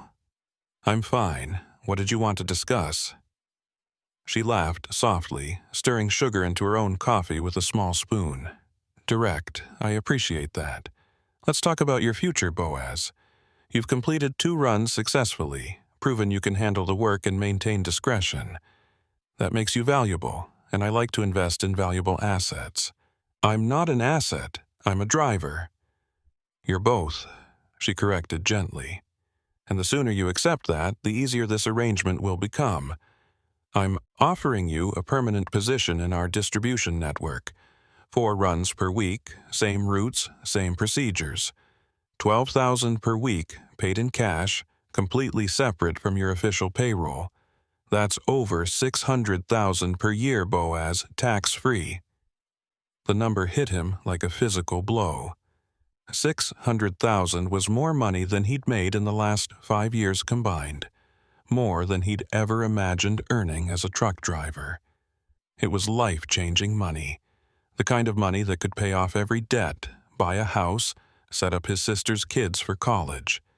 It was also the kind of money that bought absolute loyalty and silence, that turned a man into something he'd never intended to become. What exactly am I hauling? He asked quietly. Lucretia sipped her coffee, taking her time before answering. When she spoke, her voice was measured, careful. You're hauling agricultural products exactly as the manifests state. But those products are packaged in ways that maximize efficiency and minimize waste. Some of our clients have specific requirements for how their goods are transported and stored. We accommodate those requirements. It was the same non-answer she'd given before, dressed up in different words. Boaz felt frustration rising, mixing with the fear. The stains in my trailer, what causes them? Condensation from the refrigeration system, combined with organic material breaking down during transport. Produce spoils, Boaz. Even with proper temperature control, some degradation occurs. That's why timing is so crucial. She leaned forward slightly, expression serious. But I think you're asking the wrong questions. What you should be asking is whether you can live with not knowing every detail, whether the compensation is worth accepting certain ambiguities. And if I can't live with that? Lucretia's expression didn't change, but something cold flickered behind her eyes. Then you'd be making a decision that would disappoint a lot of people who've invested considerable time and resources into establishing your reliability. Disappointed people make poor decisions, Boaz. They act rashly, eliminate problems instead of managing them. I'd hate to see you become a problem that needs eliminating. There it was again. The threat delivered with perfect calm, wrapped in professional courtesy. Boaz felt his jaw clench, muscles tightening across his shoulders. You can't just threaten to kill everyone who won't cooperate with you. I'm not threatening to kill you, Lucretia said, sounding almost offended. I'm explaining consequences. There's a difference. If you walk away from this arrangement quietly, take your money and keep your mouth shut, you'll live a long and prosperous life. We'll find another driver, you'll find other work, everyone moves on. But if you make noise, if you bring law enforcement or media attention, if you become a liability instead of an asset, then yes, there will be consequences. Not because we're violent people, but because we're practical ones who protect our interests. She pulled a small leather notebook from her purse and slid it across the table. Boaz opened it reluctantly and found himself looking at photographs. His apartment building, his sister's house in Corpus Christi, his niece and nephew playing in their front yard. Each image was date-stamped from within the last week. His blood ran cold. "You followed my family?" "We did our due diligence," Lucretia said calmly. "Standard procedure for anyone we bring into the organization. We need to understand who you are, what matters to you, what motivates you. Your sister Teresa is a teacher, 2 children, divorced 3 years ago. She struggles financially but refuses to ask for help. You send her money when you can, usually around the holidays. You're a good brother, Boaz. That's admirable." Boaz closed the notebook with shaking hands, fury and terror warring in his chest. "Leave them out of this. They're already out of it. As long as you make smart choices. We have no interest in hurting innocent people. But we need assurances that you understand the full scope of this arrangement. It's not just about you anymore. Your decisions affect everyone connected to you." She took the notebook back and returned it to her purse. "I don't enjoy these tactics, for what it's worth. I prefer positive motivation, generous compensation, mutual benefit. But I've learned that clarity prevents misunderstandings, and misunderstandings get people killed." Boaz forced himself to breathe slowly, trying to calm the panic threatening to overwhelm him. Lucretia had just shown him exactly how trapped he was, how thoroughly they'd researched him, how far their reach extended. Fighting back wasn't just risking himself anymore, it was risking Teresa and her kids, innocent people who had nothing to do with his poor decisions. "What do you want from me?" he asked, voice barely above a whisper. "Continued cooperation. 4 runs per week, starting next Monday. We'll vary the routes slightly to avoid establishing predictable patterns, but the procedures remain the same. Pick up sealed cargo, deliver to specified locations, maintain complete discretion. In return, you receive weekly payment and the peace of mind that comes from knowing your family is safe and your future is secure." She paused, letting that sink in. "This doesn't have to be unpleasant, Boaz. Many of our drivers have worked with us for years. They've bought homes, started businesses, built comfortable lives. The work becomes routine, the moral questions fade, and the money keeps coming. You can have that too, if you're smart enough to accept it." "And if I'm not?" Lucretia sighed, something almost like genuine regret crossing her face. "Then, we'll be forced to make other arrangements and you'll be replaced by someone with fewer scruples and more desperate circumstances. The operation continues regardless. The only variable is whether you're part of it or part of the cleanup." She stood, leaving a $20 bill on the table to cover both coffees. "You have until Monday to decide. If you show up at the depot for the next run, I'll take that as acceptance of the terms we've discussed. If you don't show up, I'll take that as resignation from both this arrangement and your official employment. Either way, life goes on. Choose wisely, Boaz." She walked out without looking back, leaving him sitting alone with cold coffee and a decision that felt like choosing between different methods of slow death. Boaz sat there for another 10 minutes, staring at nothing, while the cafe bustled around him. The young mother gathered her children and left. The old men folded their newspapers and headed out for their daily routines.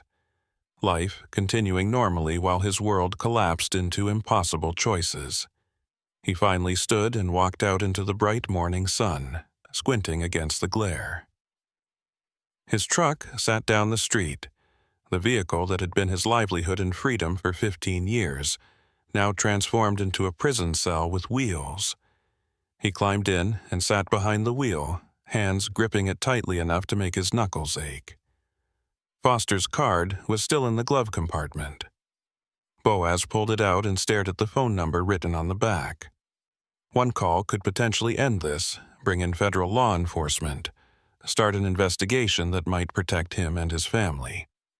Or it might just get them killed faster if Lucretia's organization had sources inside Border Patrol, if they knew about the call before Foster could act on it.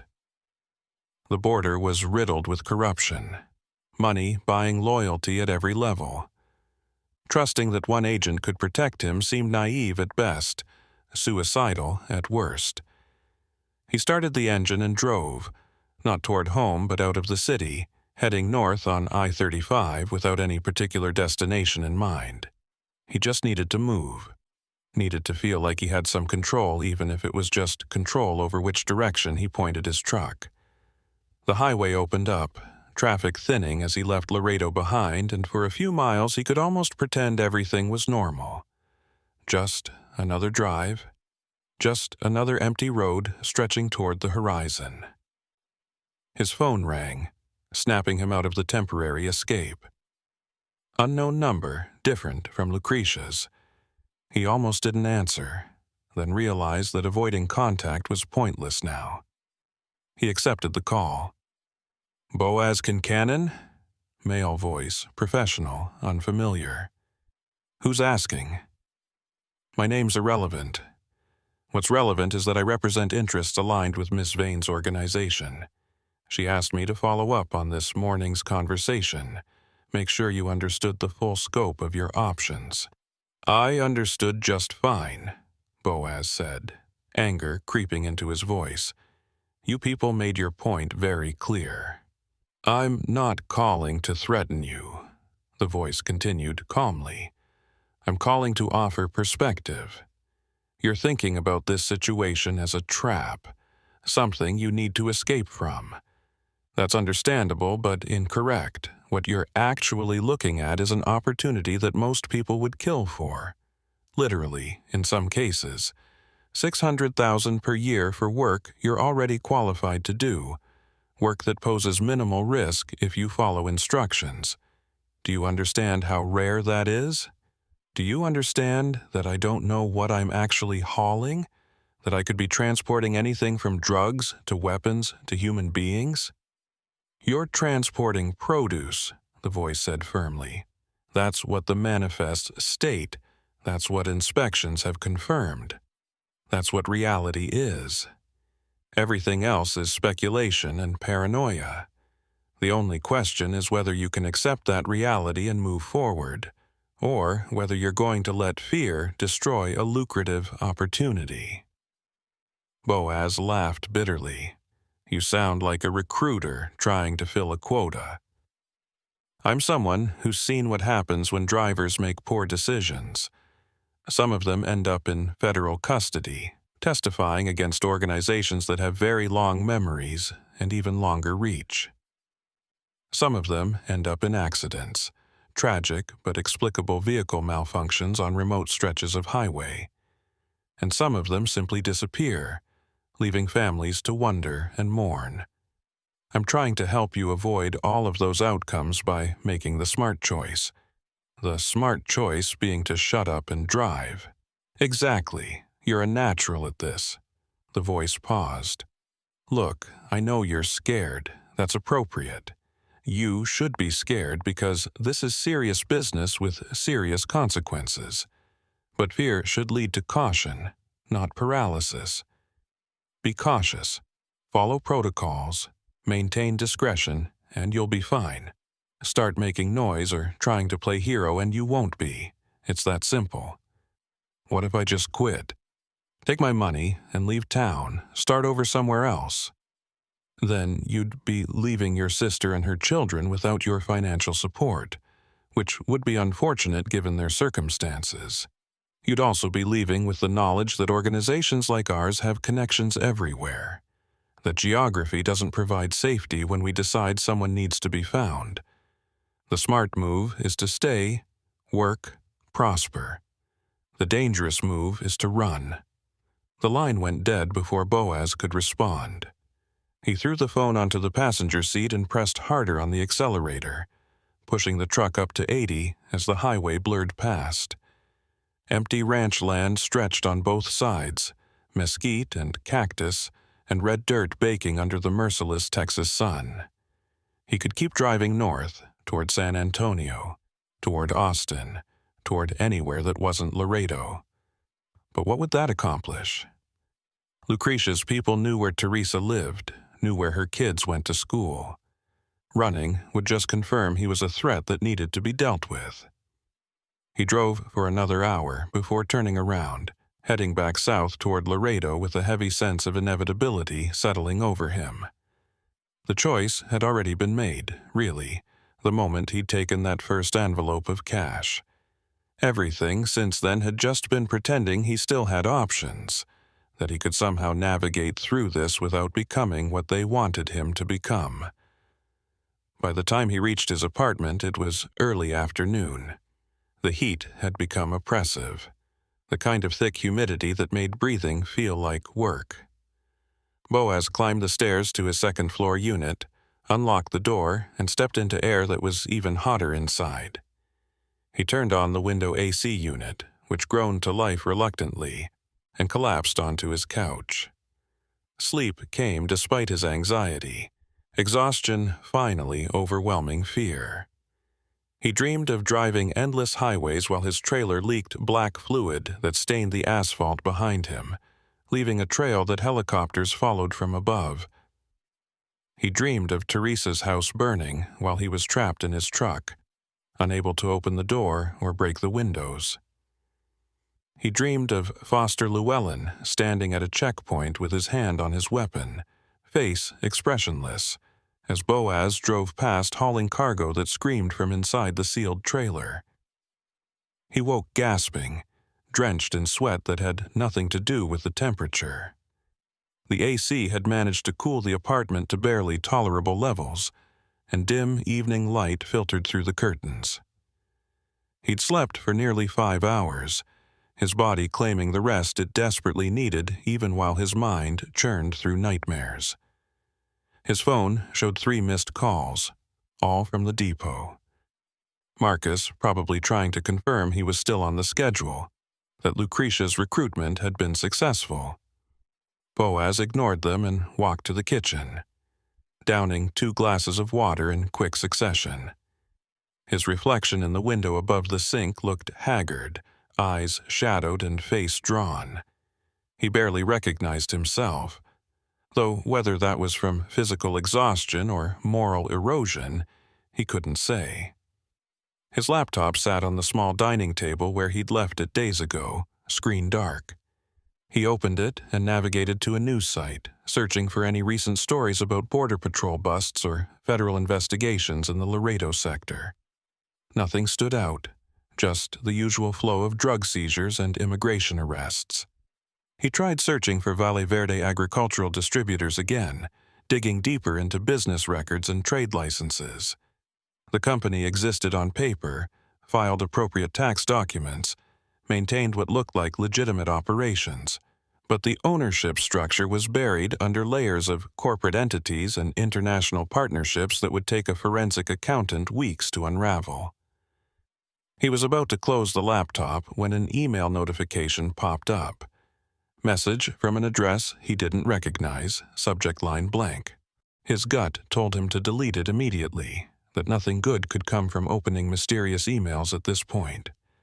But curiosity and desperation made him click it. The message contained a single sentence. "You're not the only driver asking questions." Below that was a phone number with a 956 area code, local to the Rio Grande Valley. Nothing else, no signature or context. Boaz stared at it for a long time, weighing the obvious risks of responding against the desperate hope that someone else might be in the same situation, might have information or a way out that he hadn't considered. He pulled out his phone and dialed the number before he could talk himself out of it. It rang 4 times, then a man's voice answered, cautious and quiet. "Who is this?" Someone who got an email saying I'm not the only driver asking questions. Boaz replied carefully. That you? Depends. You working for Valle Verde? Yeah. You? There was a long pause. The sound of breathing and background noise, maybe traffic. Finally, used to. Not anymore. We should talk, but not over the phone. You know the truck stop near Ensenal, off 35? I know it. Tomorrow morning, 6 a.m. Come alone, obviously. Park on the east side near the repair bays. I'll find you. The line went dead. Boaz sat holding the phone, adrenaline spiking again.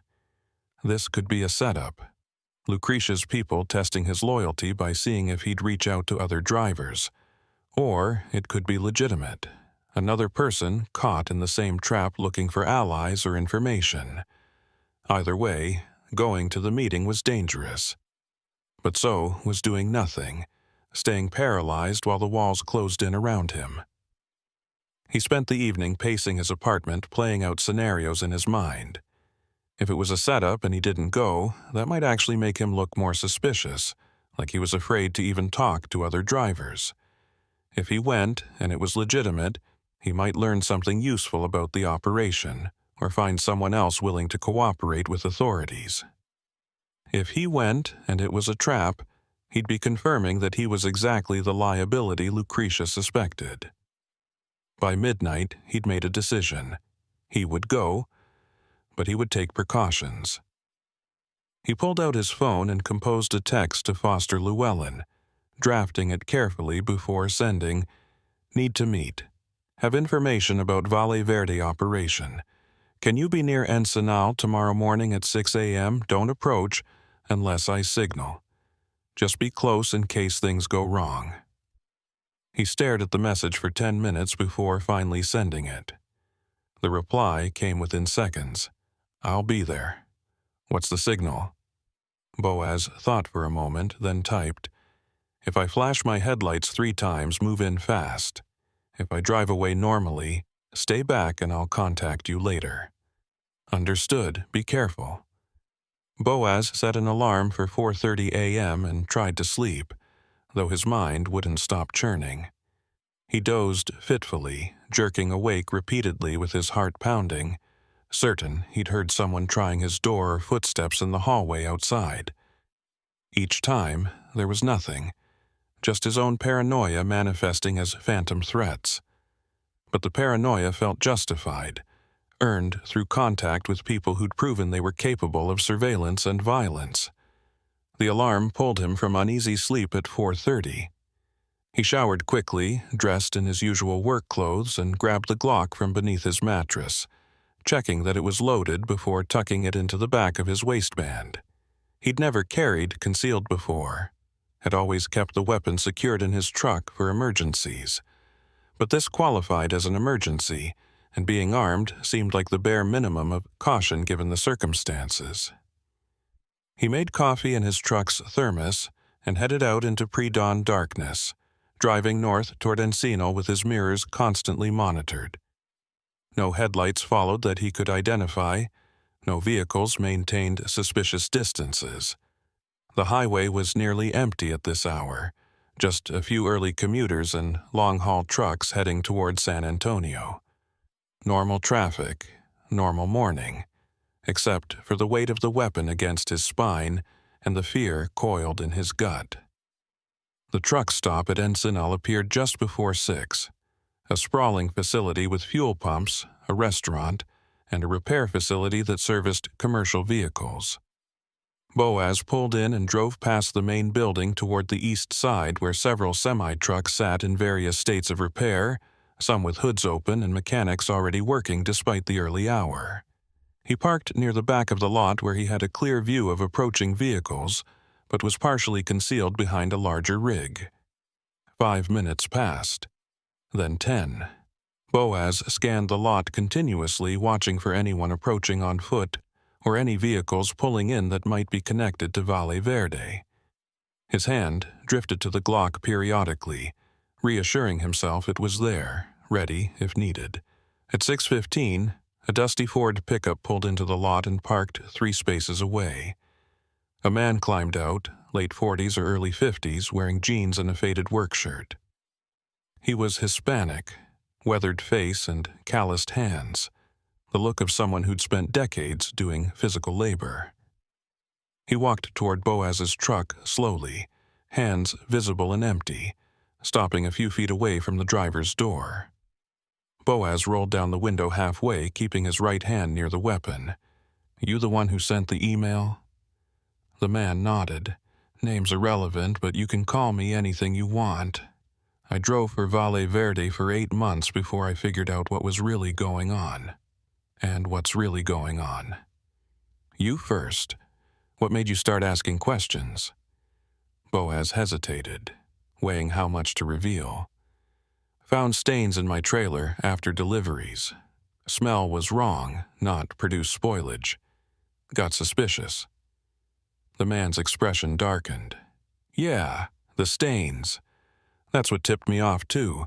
Took me weeks to figure out what they were, and when I did, I nearly put my truck into a bridge abutment rather than make another run."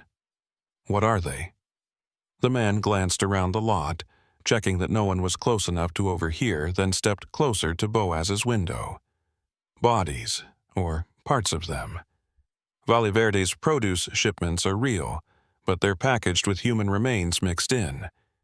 People who cross the border illegally pay coyotes to guide them, then disappear into the distribution network. Some are harvested for organs, some are used as mules for drugs, some are just killed and disposed of when they're no longer useful. The refrigerated produce is perfect cover, hides the smell, explains the temperature requirements, provides legitimate reason for sealed trailers." Boaz felt the bottom drop out of his stomach, nausea rising so fast he had to swallow hard to keep from vomiting. "You're telling me I've been hauling dead bodies?" "Parts, probably. They don't waste space on full corpses. Organs packed in ice inside the produce crates, tissue samples, whatever has value on the black market. The rest gets incinerated at the distribution centers. That's why the manifests are always time-sensitive, why they pay premium rates for fast delivery. Organs have shelf life, even refrigerated." "Jesus Christ." Boaz leaned his forehead against the steering wheel, breathing shallowly. "How do you know this?" "You see it yourself." "I started following delivery trucks after they left the warehouses. Saw where they went next. Medical facilities, research labs, places that don't ask too many questions about where specimens come from. And I talked to other drivers who worked the route before me, ones who got out or tried to. Most of them are dead now. Accidents and disappearances that never get investigated too hard because who cares about some trucker who probably just drank too much and drove off a bridge, right? Why are you still alive if you know all this?" The man smiled grimly. "Because I was smart enough to get insurance before I quit. Documentation, photographs, records of shipments cross-referenced with missing persons reports. All of it stored in multiple locations with instructions to release everything if anything happens to me. Lucretia Vane knows I have it. Knows killing me would just make things worse for her organization. So we have an understanding. I stay quiet, I stay breathing. But I can't help people once they're already in the system. That's why I sent you the email. You're still early enough to get out clean if you're smart about it." "How?" "They've threatened my family. They're watching everything I do. They've made it clear that walking away isn't an option. It's always an option. You just have to be willing to pay the price. Mine was relocating my family to another state, changing my name, giving up trucking entirely, and working construction under the table. Yours might be different, but the principle is the same. You can't fight them directly, but you can remove yourself from their reach if you're willing to sacrifice enough." Boaz thought about Teresa and her kids, about uprooting their lives because of his mistakes. What about going to law enforcement, Border Patrol, FBI, someone who can actually shut this down? The man laughed bitterly. You think they don't have people inside those agencies? Valle Verde's been operating for at least 5 years that I know of, probably longer. You don't survive that long on the border without buying protection at every level. The agents who aren't bought off directly are hamstrung by the ones who are, evidence disappearing, investigations stalling, witnesses dying before they can testify. You go to the authorities, you're just painting a bigger target on yourself. So what am I supposed to do? Just keep hauling body parts until I can't live with myself anymore? You document everything you can without getting caught. You create your own insurance package. And when you have enough leverage, you negotiate your exit. That's the only way out that doesn't end with you in a ditch or your family in danger. The man pulled a folded piece of paper from his pocket and handed it through the window. These are the locations where I stashed my documentation. If something happens to me before I can use it, maybe you can make sure it sees daylight. Or maybe it just gives you ideas for how to protect yourself. Boaz took the paper, unfolding it to see a list of addresses and storage unit numbers scattered across South Texas and northern Mexico. Why are you helping me? Because I've lost count of how many drivers have been chewed up by this operation. Someone has to survive long enough to make a difference, to gather enough evidence that even Valle Verde's connections can't suppress it. Maybe that's you. Probably not. Statistics aren't in your favor. But I've got to try. The man turned and walked back to his pickup, climbing in without another word. Boaz watched him drive away, turning north on the highway and disappearing into the growing dawn light.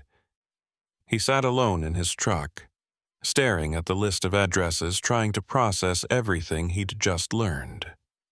Bodies, human trafficking and organ harvesting and murder, all disguised as agricultural distribution. He'd been complicit in that, had delivered cargo containing pieces of people who'd died trying to cross the border seeking better lives. He should have felt horror, revulsion, anger. And he did feel all those things, churning in his gut until he had to open the door and lean out, dry heaving into the parking lot. But underneath the moral disgust was something else. Terror. Because now he knew what was really happening, which made him infinitely more dangerous to Lucretia's organization. Ignorance had been protecting him, giving them reason to keep him alive and useful. Knowledge turned him into a liability that needed managing. His phone buzzed with a text from Foster Llewellyn. I'm parked at the restaurant. Everything okay? No signal yet. Boaz typed back. Stand down. Meeting's over. I'll contact you later. He needed time to think, to decide whether what the other driver had told him was accurate or just paranoid speculation. Bodies seemed extreme, though it would explain the stains, the smell, the premium pay. But it was also the kind of story someone might invent to scare him, to test whether he'd run straight to law enforcement and reveal himself as untrustworthy. He started the engine and pulled out of the truck stop, heading back toward Laredo with his mind spinning through possibilities. By the time he reached the city limits, he'd made a decision.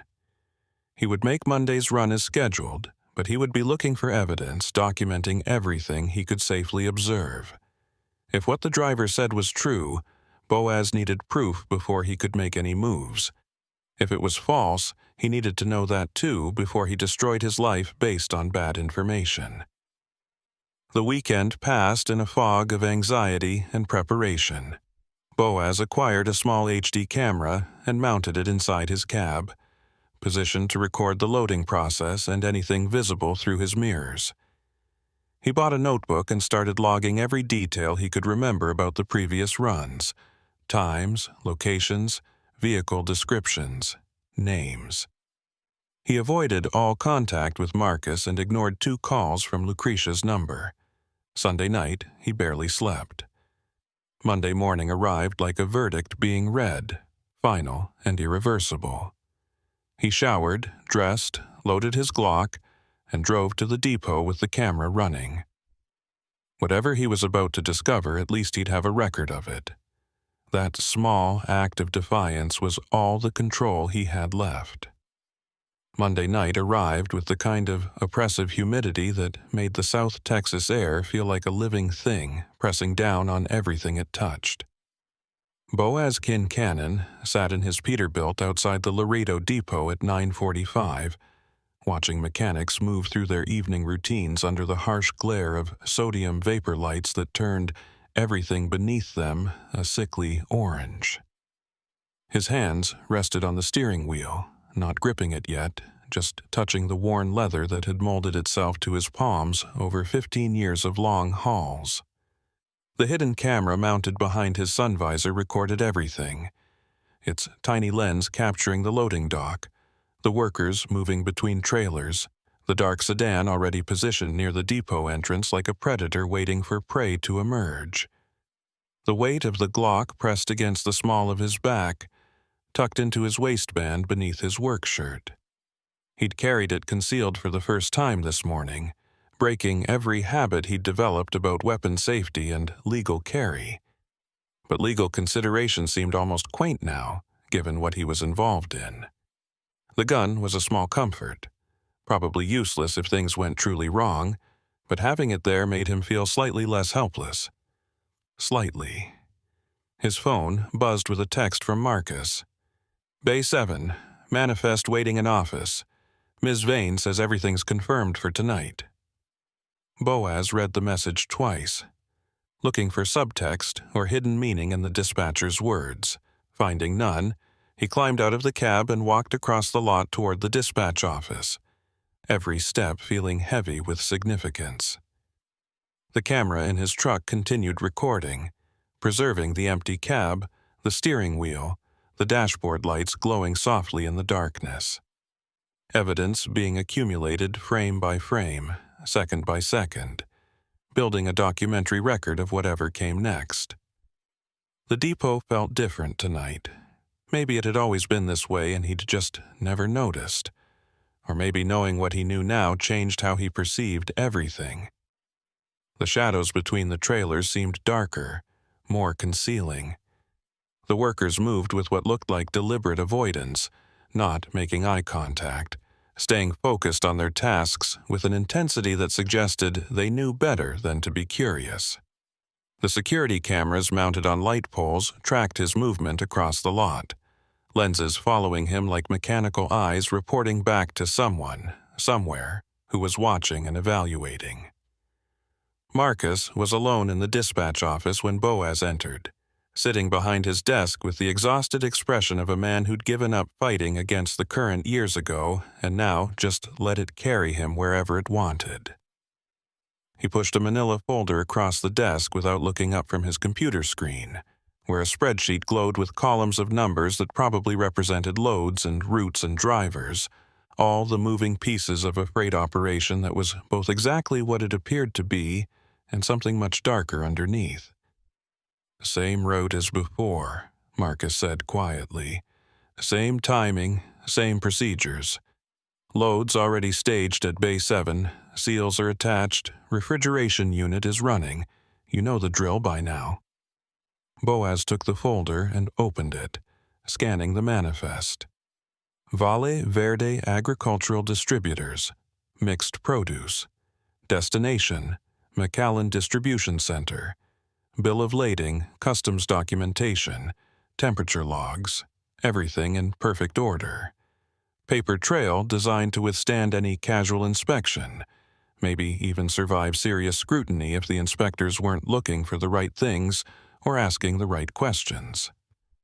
Miss Vane mentioned regular rotation starting tonight, Boaz said, watching Marcus's reaction. 4 runs per week, indefinitely. Marcus finally looked up, and for just a moment something passed across his face. Regret, maybe, or sympathy, or the weary recognition of another driver being pulled into the machinery. "Yeah, you're on the schedule.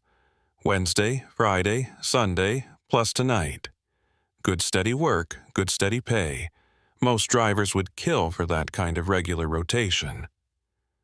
The word choice seemed deliberate. Kill. Most drivers would kill for this opportunity. Boaz wondered how many had, either literally or figuratively.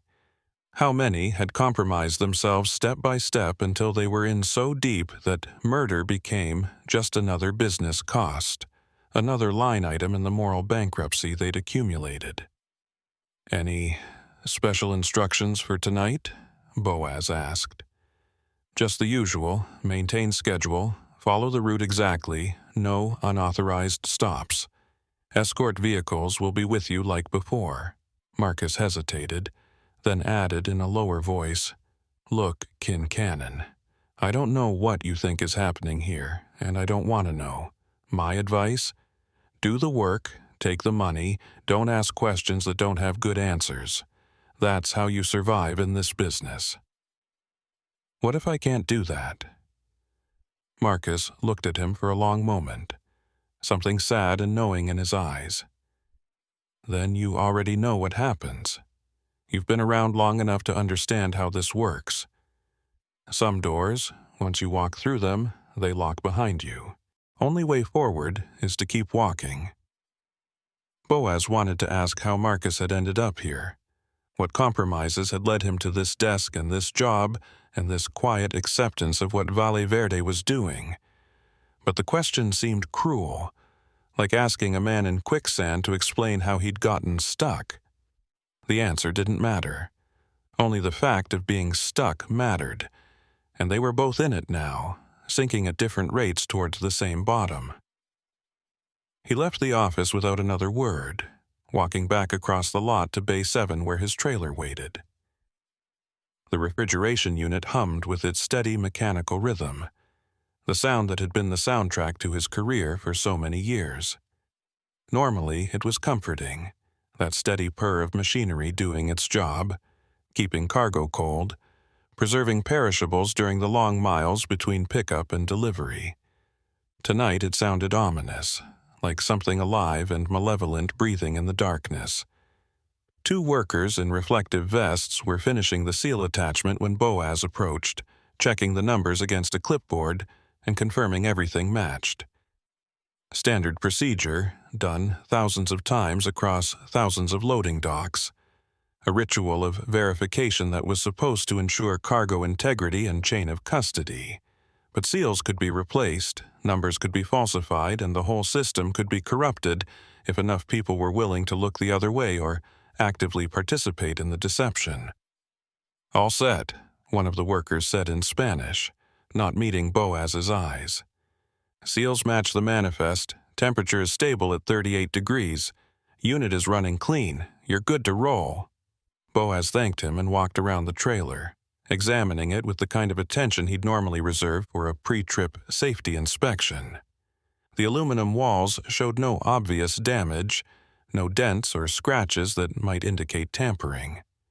The tires were properly inflated, the mud flaps secure, the lights all functioning. Everything looked normal, professional, exactly like it should. Which meant nothing, because the horror wasn't visible from the outside. It was hidden inside those sealed containers, mixed with the legitimate produce, concealed beneath layers of packaging and refrigeration. He thought about the stains he'd found after previous deliveries, dark marks on the trailer floor that smelled wrong. Organic but rotten in a way that produce shouldn't smell even when it was spoiling. The former driver's words echoed in his mind. Bodies, or parts of them, organs packed in ice, tissue samples, whatever has value on the black market. Human remains being transported like any other commodity, bought and sold and harvested from people who'd crossed the border hoping for better lives, and instead found themselves reduced to spare parts. The nausea that had become his constant companion over the past few days rose again, bile burning the back of his throat. He forced it down, forced himself to breathe slowly through his nose, forced his hands to stay steady as he completed the walk-around inspection. The camera in his cab was recording this too, capturing his approach to the trailer, documenting the seals and the workers and the loading dock. Evidence accumulating frame by frame. Boaz climbed into the cab and started the engine, letting it warm up while he secured the manifest in its holder and adjusted his mirrors. The dark sedan that had been waiting near the depot entrance pulled out and positioned itself on the access road, ready to fall in behind once he exited the lot. They weren't even pretending to be subtle anymore, just openly declaring their surveillance, making sure he understood there was no privacy, no escape, no moment when he wasn't being watched and evaluated. His phone buzzed. Text from an unknown number, though by now he recognized it as one of several that Lucretia Vane rotated through. Safe travels tonight. Looking forward to our conversation next week about your expanded role. Expanded role. The words carried weight beyond their simple meaning. She was telling him that this wasn't the end point, that more was coming, that the organization had plans for him beyond just driving routes. Maybe recruitment of other drivers, maybe active participation in the logistics of the operation, maybe something worse that he couldn't yet imagine. Each run pulled him deeper. Each payment bought more of his complicity. Each day of silence made him more culpable in whatever Valle Verde was doing. He didn't respond to the text, just put the phone face down on the passenger seat and pulled out of Bay 7. The depot gate attendant waved him through without a word, and Boaz guided the rig onto the access road, watching as the dark sedan merged seamlessly into position behind him. The escort was in place, the cargo was sealed, the route was predetermined. All he had to do was drive, follow instructions, deliver the load, and collect his payment. Simple, easy. Just don't think about what's in the trailer. Don't imagine the people those remains belong to. Don't calculate the moral weight of each mile traveled in service of this operation. The highway stretched ahead, dark and empty except for scattered commercial traffic. Boaz settled into the rhythm of driving, hands on the wheel, eyes on the road, mind trying desperately not to think about anything except the immediate task. But thoughts intruded anyway, unbidden and unwelcome. Teresa and her kids sleeping peacefully in Corpus Christi, unaware that their uncle had become complicit in human trafficking. Foster Llewellyn, somewhere out there in the darkness, maybe on duty, maybe off, hoping that Boaz would make contact and agree to cooperate fully instead of this half measure of gathering evidence while still making runs.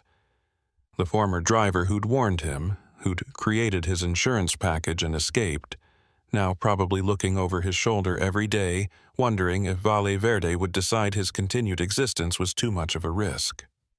20 miles south of Laredo, Boaz passed the first Border Patrol checkpoint. The installation sat lit up like a small city, banks of floodlights illuminating inspection lanes and secondary search areas. Agent vehicles parked in neat rows, the green and white color scheme of federal authority on display. It was supposed to be reassuring, this visible presence of law enforcement protecting the border, interdicting illegal crossings and contraband smuggling. But Boaz knew now that the checkpoint was just theater, a performance of security that Valle Verde had learned to navigate through some combination of corruption, careful planning, and understanding which agents were bought off and which were just too overwhelmed to look too closely. The agent who approached his window was the same young one from previous runs, the one who'd examined his seals with unusual intensity that first night. Tonight, his expression was different, more resigned, less curious. He glanced at Boaz's documents, walked around to verify the seals, and returned without asking any questions or making any comments beyond the standard "drive safe" dismissal. Either he'd been told to leave Valle Verde shipments alone, or he'd learned through experience that some battles weren't worth fighting, some questions weren't worth asking.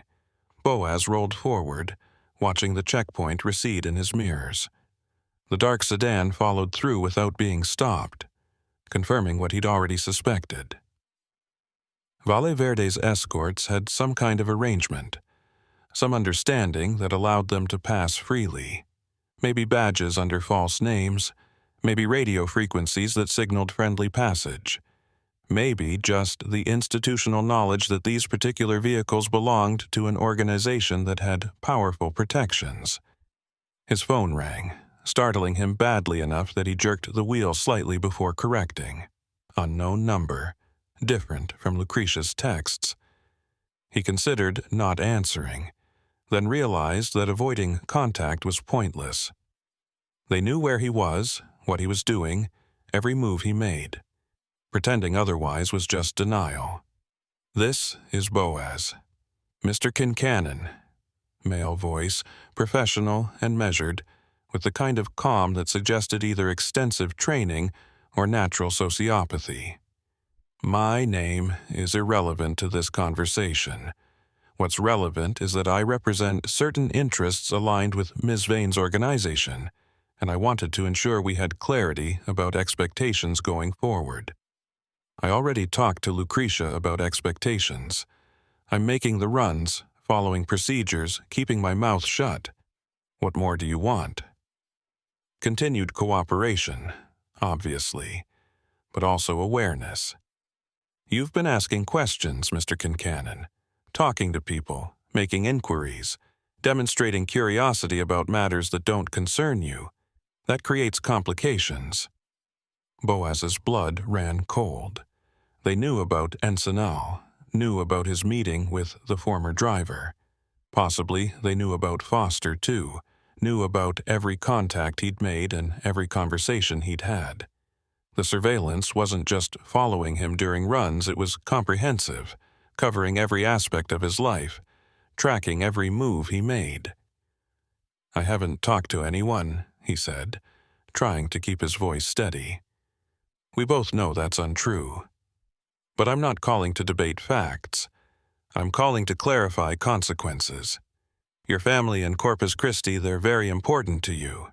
Your sister Teresa, her children Miguel and Sofia, they represent your entire world outside of this work. That makes them both your greatest strength and your greatest vulnerability." The casual mention of his niece and nephew's names felt like a physical blow. Boaz's hands tightened on the steering wheel until his knuckles went white, rage and terror warring in his chest. "You leave them alone. They have nothing to do with this." "They have everything to do with this, Mr. Kincannon. They're the reason you'll continue cooperating, the reason you'll stop asking questions, the reason you'll accept your expanded role when Ms. Vane explains it to you next week. Because the alternative, making noise or trying to involve authorities or becoming a problem that needs solving, that alternative doesn't just affect you. It affects everyone connected to you, everyone you care about, everyone who matters. You're threatening to hurt children. I'm explaining reality. We don't want to hurt anyone, Mr. Kincannon. We want smooth operations, reliable logistics, and personnel who understand their roles and perform them without complications. You provide that, everyone stays safe.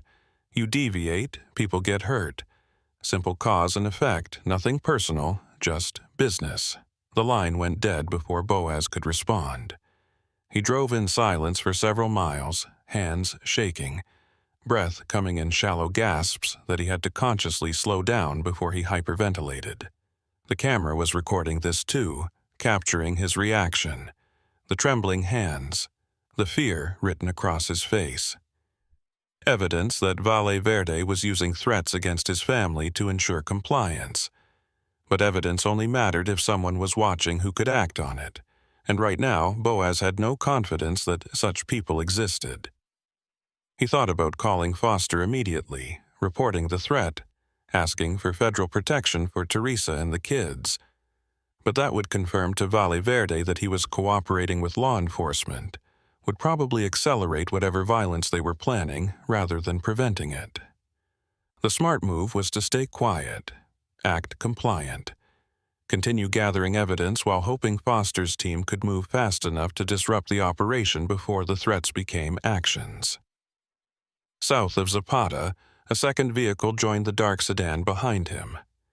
Not the white SUV from previous runs, but a black pickup truck with tinted windows and no visible plates. The two vehicles bracketed him now, one following directly and one offset to the side, moving in coordinated patterns that spoke to training and experience. Professional surveillance, probably former military or law enforcement, people who knew how to track targets and prevent escape attempts. Boaz was boxed in, trapped between the escort vehicles and the knowledge of what his cargo contained, driving toward a destination he didn't want to reach but couldn't avoid. Around midnight, exhaustion started to creep in despite the adrenaline. He'd been running on fear and coffee for days, barely sleeping, constantly vigilant, and his body was demanding rest that he couldn't afford to give it. He forced his eyes to stay open, pinched his arm hard enough to leave marks, anything to stay alert. Falling asleep at the wheel would end this in the worst possible way, a crash that killed him and destroyed the evidence and left Teresa and her kids vulnerable to whatever Valle Verde decided to do. His phone buzzed with a text from Foster Llewellyn. "Passed you at checkpoint. Everything okay?" Boaz stared at the message, thumb hovering over the keyboard. Foster must have been working the checkpoint tonight. Must have seen Boaz come through with the escort vehicles in tow. The agent was reaching out, offering support, reminding him that cooperation was still an option. But responding was dangerous, possibly fatal, if Valle Verde was monitoring his phone communications. The smart move was to ignore the text, maintain radio silence, continue playing the role of compliant driver. Instead, he typed, "Can't talk, being watched. Wednesday they're screening me, polygraph, and financial audit. After that, I'm finished either way." He sent the message before he could reconsider, then immediately regretted it.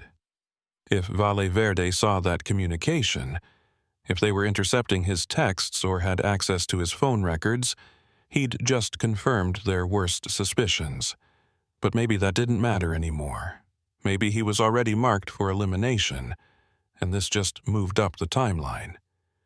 At least Foster would know, would understand that something was coming, would hopefully be ready to act. 3 dots appeared, Foster typing a response. They disappeared, appeared again, disappeared. Finally, "Don't go to screening. Meet me tomorrow morning. Same library, 9 a.m. We can protect you and your family if you cooperate fully. This is your last chance to get out alive." Boaz read the message 3 times, considering options that all seemed bad in different ways. Meet Foster and probably trigger an immediate response from Valle Verde, who were almost certainly monitoring this conversation. Skip the meeting and the Wednesday screening. Run somewhere and hope federal protection could catch up before Valle Verde's people found him. Or show up Wednesday as scheduled, accept whatever was coming, and hope the recording devices Foster had given him would capture enough evidence to matter. He deleted both messages and put the phone away. Decision made. He would continue the charade, would play the role of compliant driver, would walk into Wednesday's screening with recording devices running and let Valle Verde reveal itself through its own actions. It was probably suicide, but it was suicide in service of something bigger than his own survival. The evidence would exist, documented and preserved, ready to burn the operation down even if Boaz didn't live to see it. Rio Grande City appeared ahead, the small town sleeping peacefully beneath scattered streetlights. Boaz remembered the man who'd watched his truck at the fuel stop during that first run, standing in shadows with that predatory stillness. Tonight, he had no intention of stopping, but as he passed the truck stop, he couldn't help glancing over. The lot was mostly empty, just a couple of big rigs parked at the fuel pumps, drivers probably inside paying or grabbing coffee. Normal, late-night scene, nothing threatening. But he knew now that threats weren't always visible, that Valle Verde's people could be anywhere, could look like anyone, could appear as just another driver or mechanic or fuel attendant until the moment they weren't. The black pickup that had been following peeled off at Rio Grande City, disappearing into the town's darkened streets. but the dark sedan remained, maintaining its position behind Boaz's trailer with mechanical precision. One escort was apparently sufficient for this final stretch into McAllen, or maybe the pickup had other tasks to accomplish, other checkpoints to monitor or threats to address. Boaz tried not to think about what those tasks might involve, tried not to imagine the pickup heading north toward Corpus Christi, where Teresa and her kids slept, unaware of the danger circling them. The final 40 miles into McAllen passed in a blur of exhaustion and hypervigilance. Boaz's eyes burned from staring at the road. His shoulders ached from tension that wouldn't release. His jaw hurt from clenching his teeth. When the warehouse district finally appeared on the horizon, sprawling industrial buildings lit by security lights and outlined against the night sky, he felt an exhausted relief so intense it was almost physical. Not relief that the run was over, but relief that he'd made it this far without anything catastrophic happening. Without his truck being pulled over and searched, without the escort vehicles forcing him off the road into some remote location where he'd disappear like so many others. He navigated the familiar streets to the McAllen distribution center, backed his trailer into the same loading dock as before, and killed the engine. The sudden silence was deafening after hours of road noise and diesel rumble. Boaz sat in the darkness of his cab, breathing slowly, trying to steady his nerves for whatever came next. The camera hidden behind his sun visor continued recording, capturing the loading dock, the warehouse workers approaching, the dark sedan parking in a position that blocked the most direct exit route. The warehouse manager he'd seen on previous runs approached with his clipboard, but tonight he wasn't alone. Accompanying him was a woman Boaz didn't recognize, mid-30s, wearing business casual clothing and an expression that was professionally pleasant but somehow conveyed absolute authority. She gestured for Boaz to roll down his window, and he complied, feeling like a man following a script written by someone else. "Mr. Kincannon, I'm here on behalf of Ms. Vane to personally oversee tonight's delivery."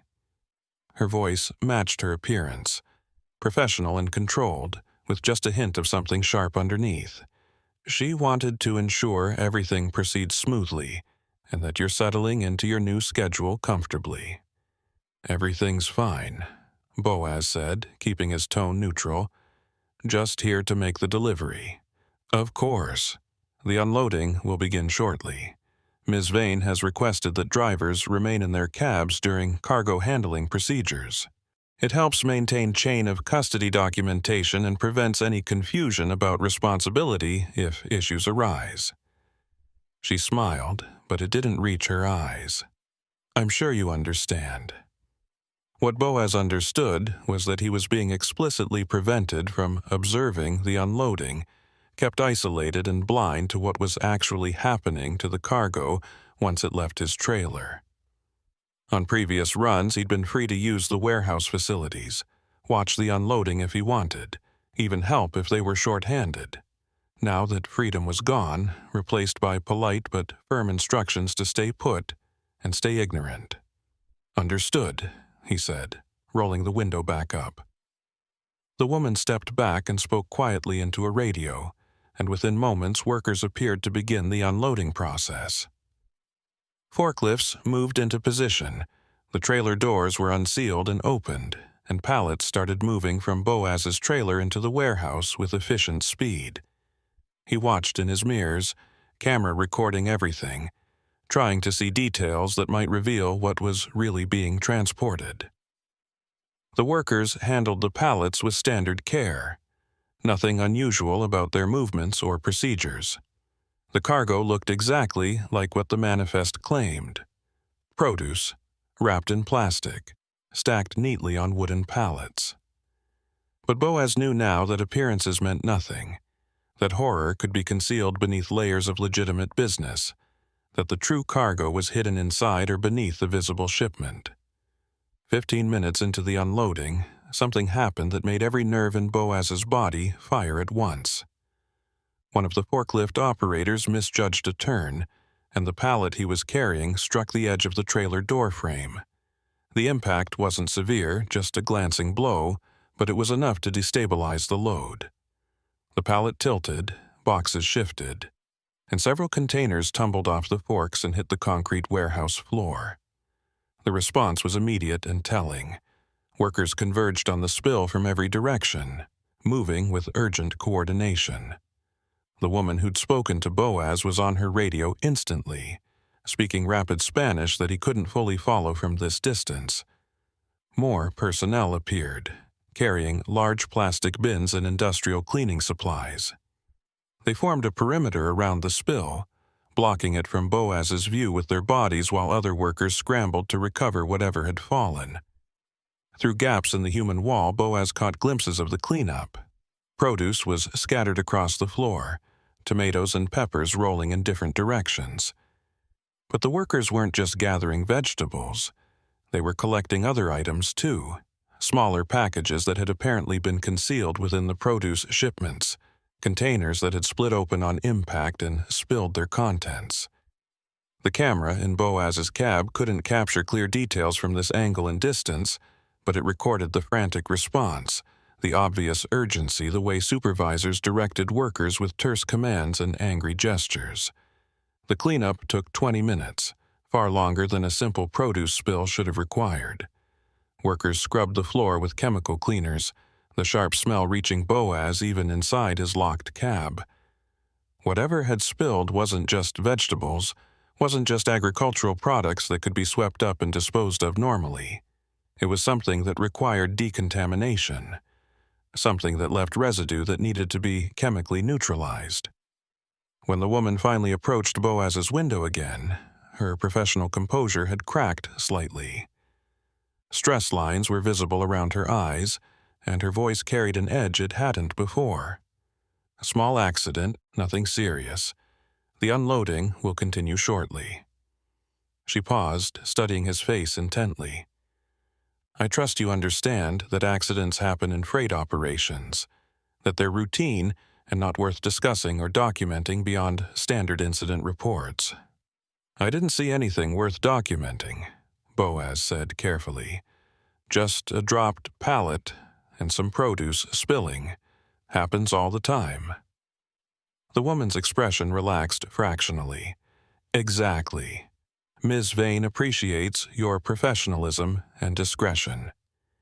Your payment for tonight will reflect that appreciation. She walked away, and the unloading resumed. Workers moved the remaining pallets with exaggerated care, every movement deliberate and cautious.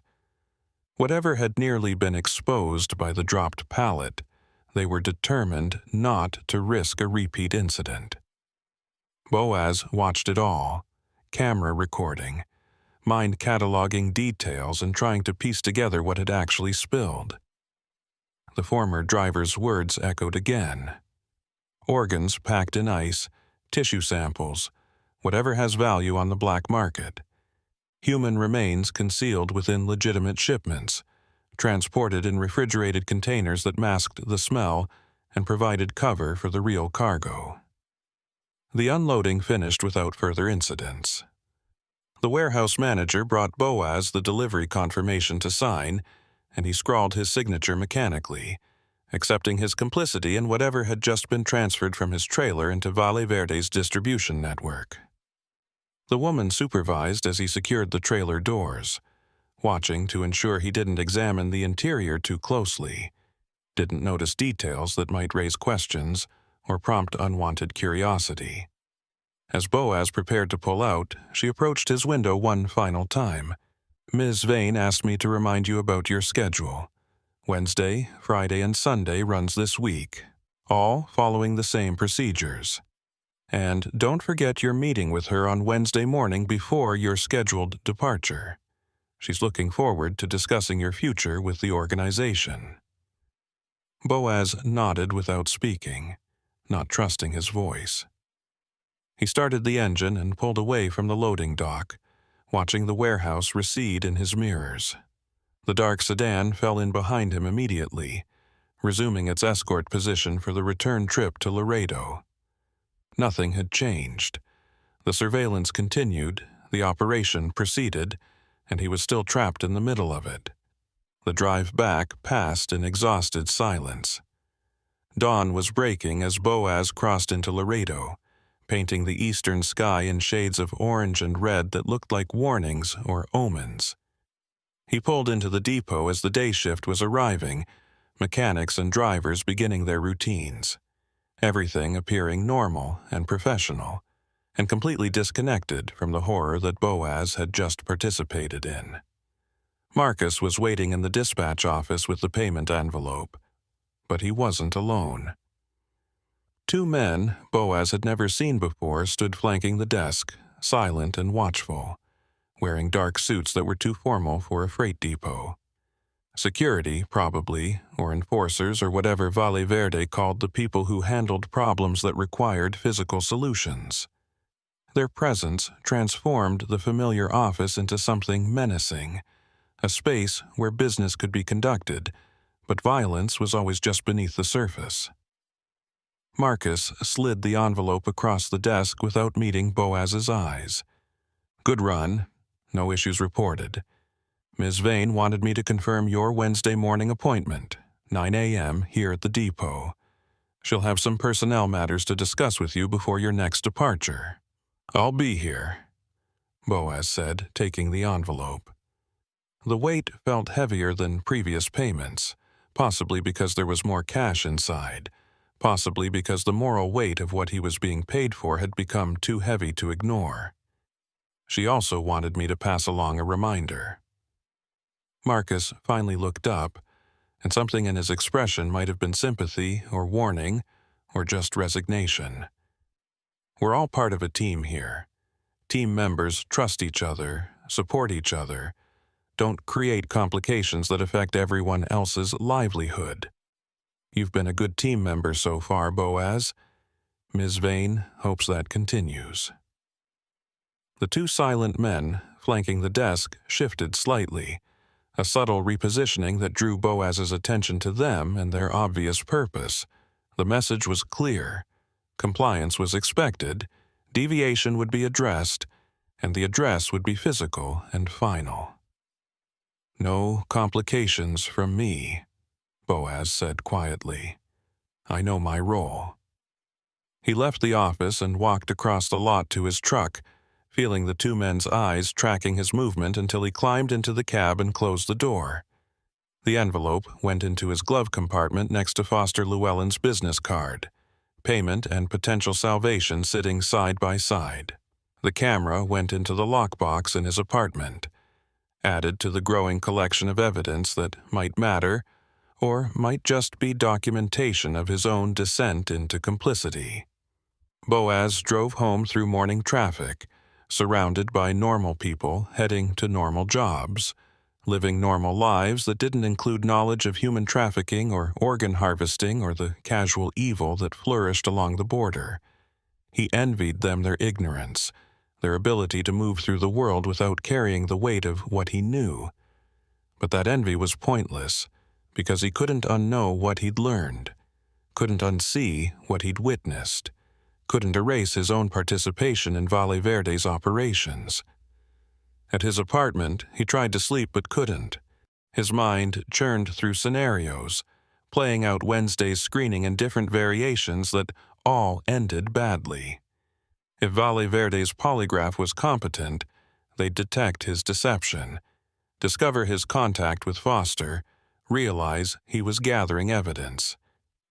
If their financial audit was thorough, they'd find traces of his research into their organization, notice the patterns in his movements that suggested surveillance or preparation.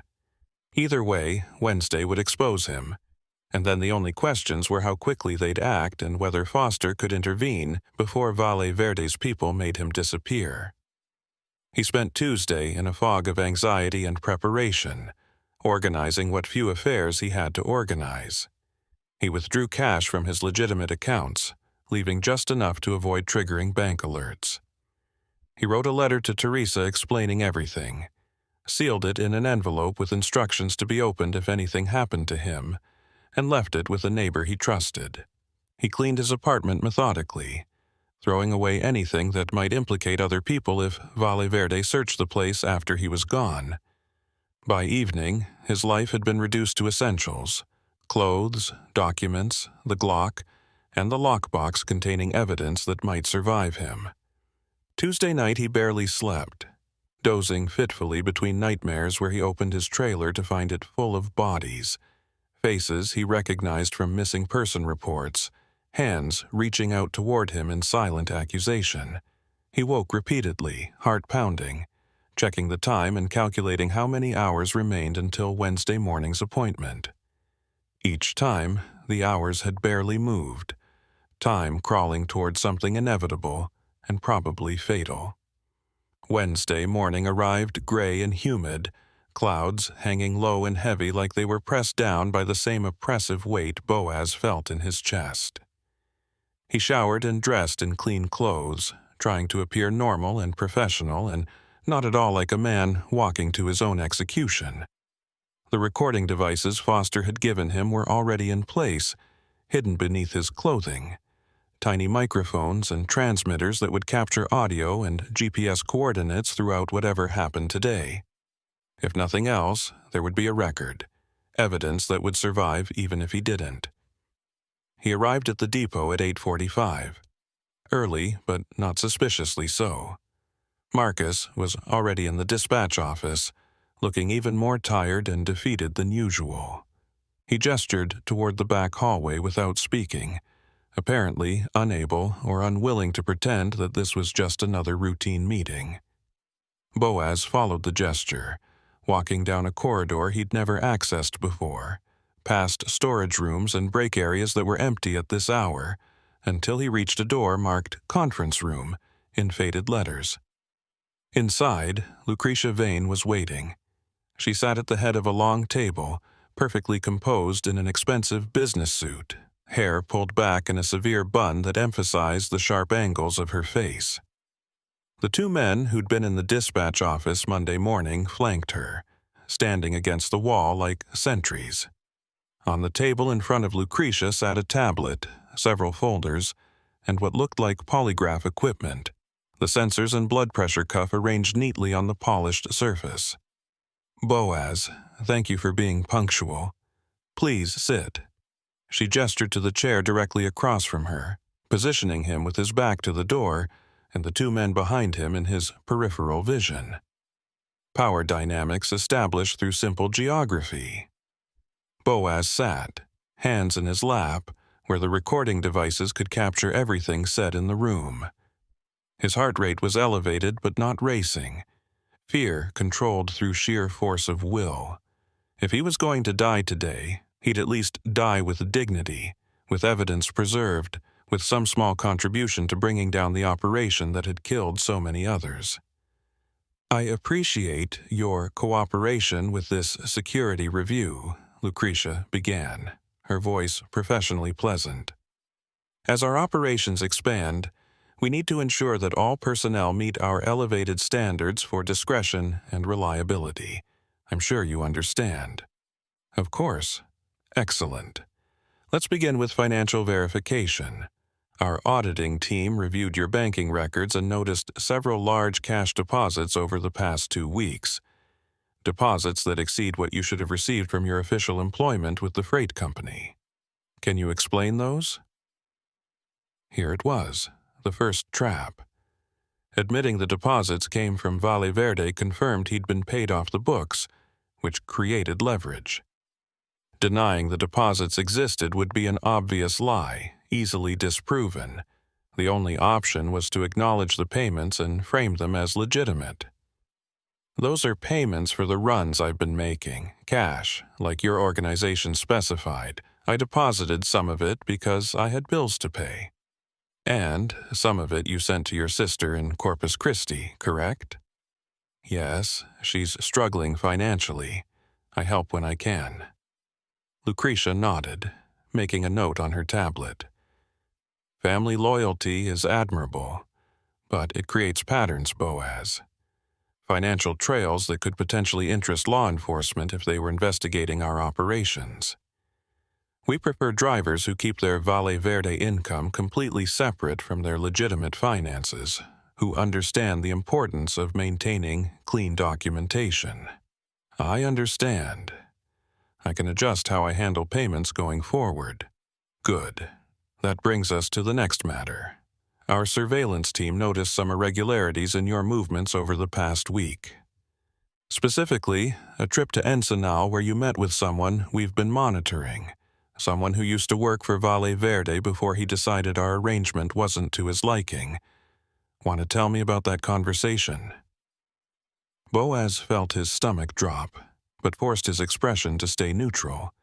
They'd been watching the whole time, had documented his meeting with the former driver, knew he'd been seeking information. The recording devices captured his response and Lucretia's question, preserving evidence of Valle Verde's surveillance capabilities. He contacted me, said he wanted to warn me about something, give me advice about working for your organization. I listened, but I didn't take any actions based on what he said. And what did he say? That Valle Verde is dangerous to work for, that drivers who ask questions tend to disappear, that I should document everything and create insurance for myself. Boaz paused, making a decision to push back slightly and see how she reacted. Basically, he told me the same things you've been telling me, just from the perspective of someone who got out instead of someone running the operation. Lucretia's eyes narrowed fractionally, the first crack in her professional composure. Did he make any specific allegations about what we transport? Any claims about the nature of our cargo? He made claims. I didn't believe them because they seemed paranoid and extreme. People who quit jobs tend to justify their decisions by villainizing their former employers.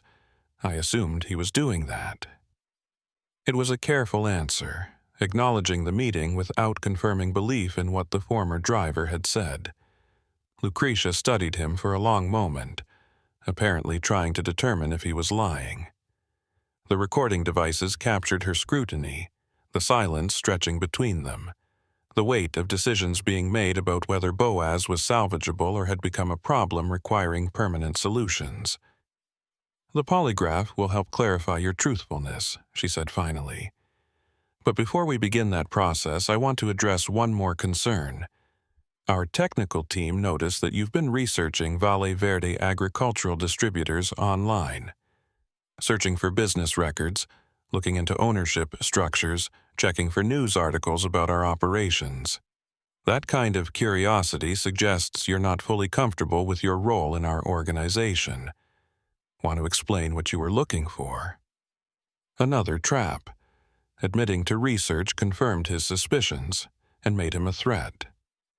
Denying it would be contradicted by browsing history they'd obviously accessed somehow, either through malware on his computer or cooperation from his internet provider. Boaz made a split-second decision to own the research but frame it innocently. I wanted to understand who I was working for. After 15 years driving for legitimate companies, suddenly I'm making runs for an organization I'd never heard of, getting paid cash, being followed by escort vehicles. That made me curious about whether Valle Verde was legitimate or whether I was getting involved in something illegal. The research reassured me that you're a real company with proper documentation, which made me more comfortable continuing the work.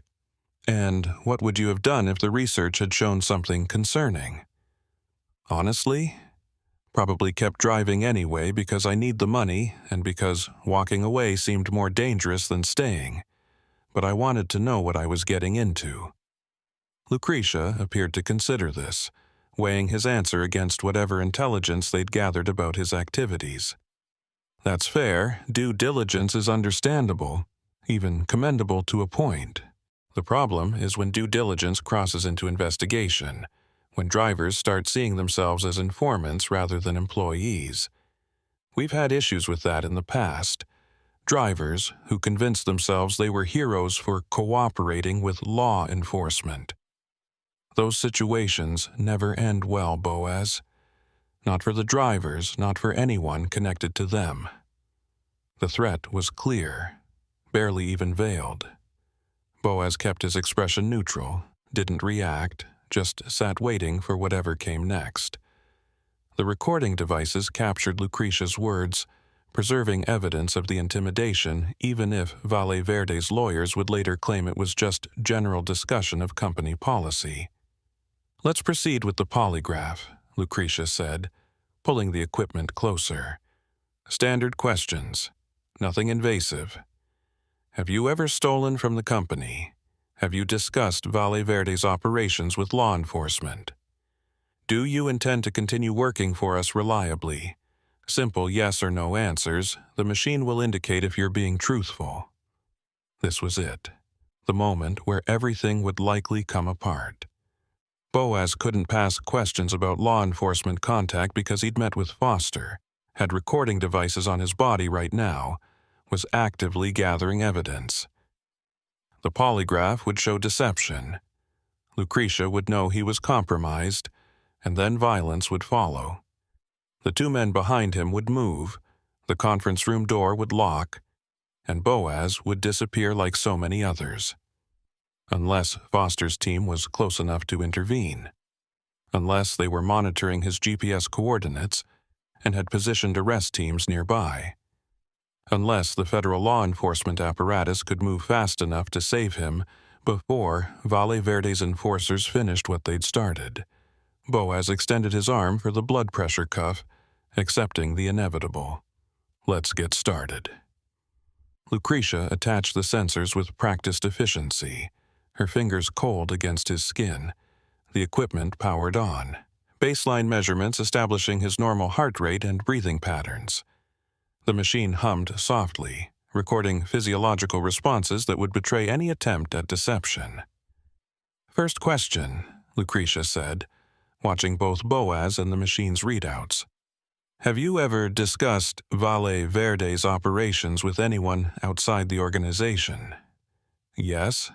Technically true, because he'd talked to Teresa about the job in vague terms, had mentioned Valle Verde to the mechanic who serviced his truck. The machine registered the truthful answer. "Have you had any contact with law enforcement regarding Valle Verde specifically?" This was the trap question, the one designed to expose his cooperation with Foster. Boaz took a slow breath, aware that the recording devices were capturing everything, that this moment would either condemn him or provide crucial evidence. "Yes." Lucretia's expression froze, surprise flickering across her face before professional control reasserted itself. "Explain." "Border Patrol agents have inspected my cargo at checkpoints multiple times. Federal regulations require cooperation with law enforcement during those inspections. If that counts as contact, then yes, I've had contact." It was technically accurate, a literal interpretation of the question that avoided the deeper truth about Foster, but the polygraph measured physiological stress, not technical accuracy. The machine's readouts showed elevated heart rate, increased perspiration, signs of deception or anxiety. Lucretia studied the graphs, her expression hardening. "That's not what I'm asking, and you know it. Have you met with law enforcement outside of routine checkpoint inspections? Have you provided them with information about Valle Verde's operations? Have you agreed to cooperate with any investigation?" The three questions came rapid fire, designed to overwhelm and provoke honest reactions. Boaz felt sweat breaking out across his forehead, his heart hammering against his ribs. The recording devices captured Lucretia's interrogation, documenting the pressure and the threats implicit in her tone. Before he could answer, the conference room door burst open. Federal agents in tactical gear flooded in, weapons raised, voices shouting commands. "Federal agents! Hands where we can see them! Nobody move!" Lucretia's hand darted toward something beneath the table, but agents were on her before she could reach it, forcing her down, securing her wrists with zip ties. The two men behind Boaz tried to resist and were tackled instantly, slammed face first into the floor with enough force to crack the tile. More agents poured through the door, spreading through the depot, securing personnel and equipment. Foster Llewellyn appeared in the doorway, badge held high, eyes scanning the room until he found Boaz still sitting in the chair with the polygraph sensors attached. "You all right?" Boaz couldn't speak, couldn't process what was happening. He just nodded, hands shaking as he pulled off the blood pressure cuff and sensors. The room filled with federal agents, Border Patrol and FBI and DEA, all moving with coordinated precision that spoke to extensive planning and surveillance.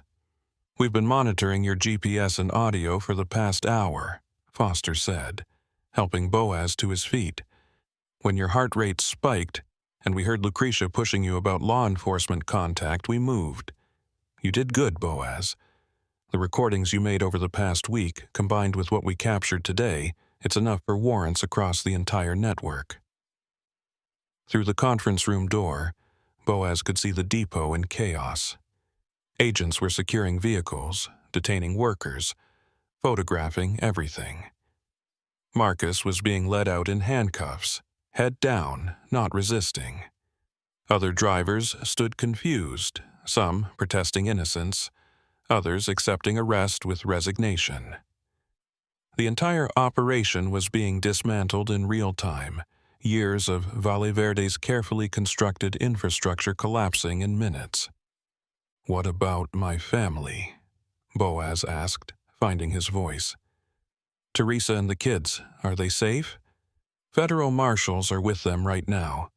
They're being relocated to protective custody, new identities, complete insulation from any retaliation." Foster guided Boaz toward the door, through the chaos of the ongoing raid. "You're going with them, new name, new city, new life. It's the only way to keep you safe from what's left of Valle Verde's organization." Boaz let himself be led outside into bright morning sunlight that seemed wrong somehow, too normal for the moment. His truck sat where he'd parked it hours ago, surrounded now by federal agents documenting everything, photographing the exterior, preparing to search the interior and trailer for evidence.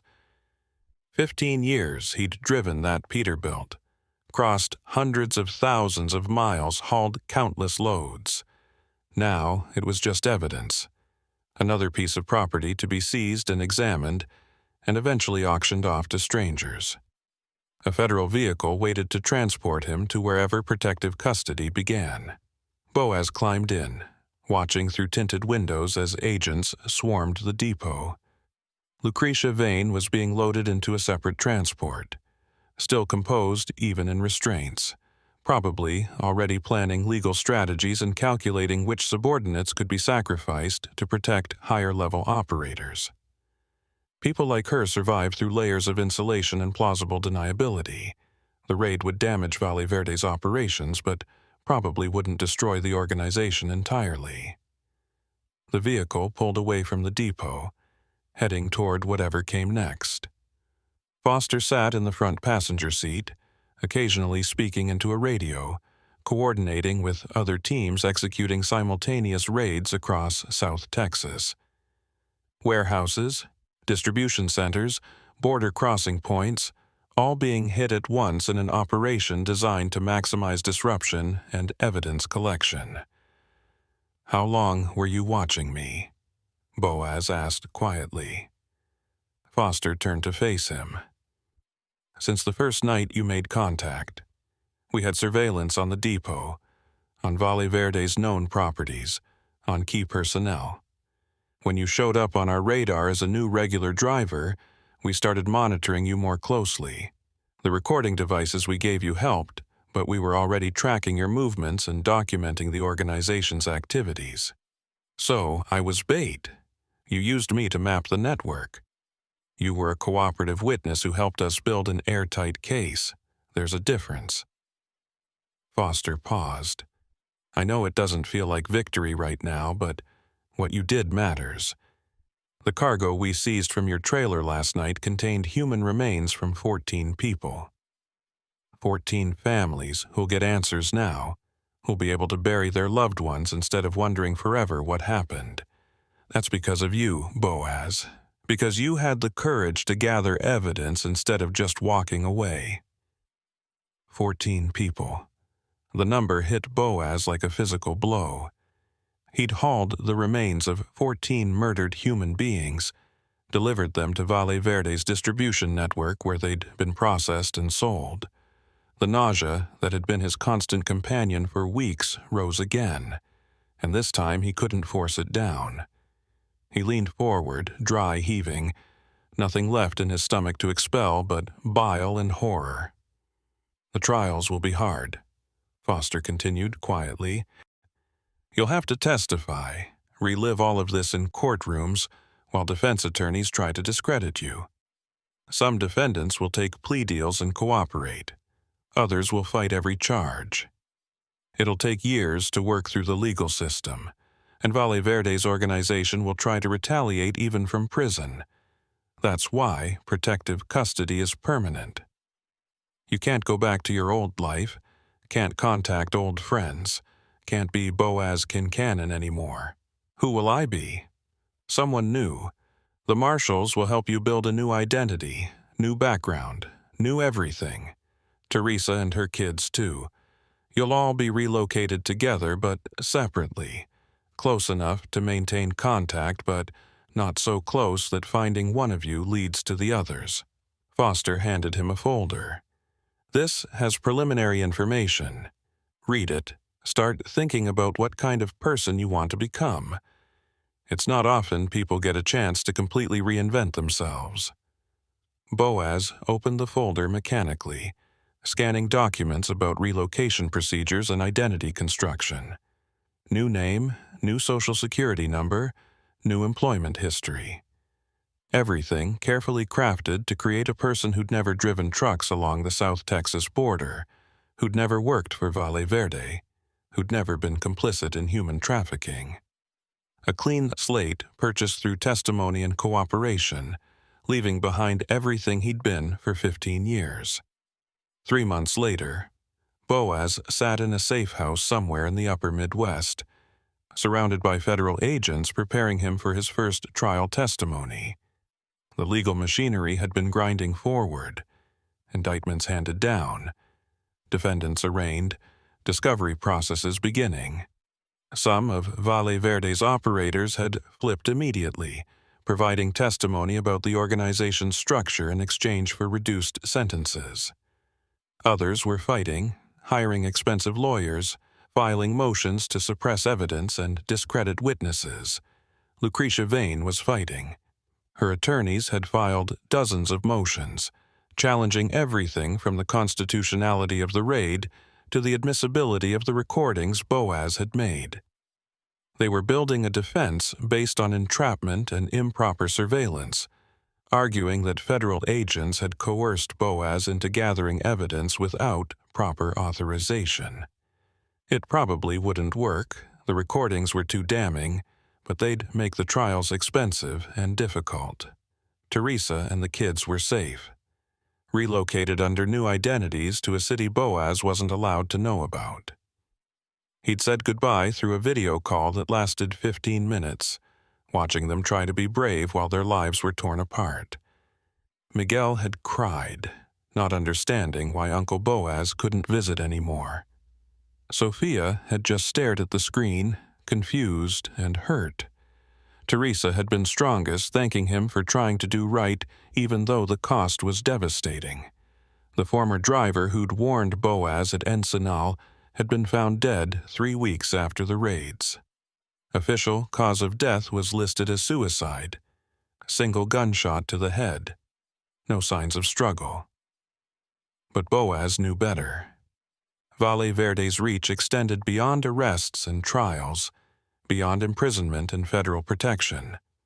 The organization was settling accounts, eliminating loose ends, sending messages to anyone who might consider cooperation. Foster visited occasionally, updating Boaz on trial preparations and investigation progress. The cargo seized from Boaz's final runs had been analyzed, DNA extracted, identities confirmed. 16 people total, not 14 like Foster had initially estimated.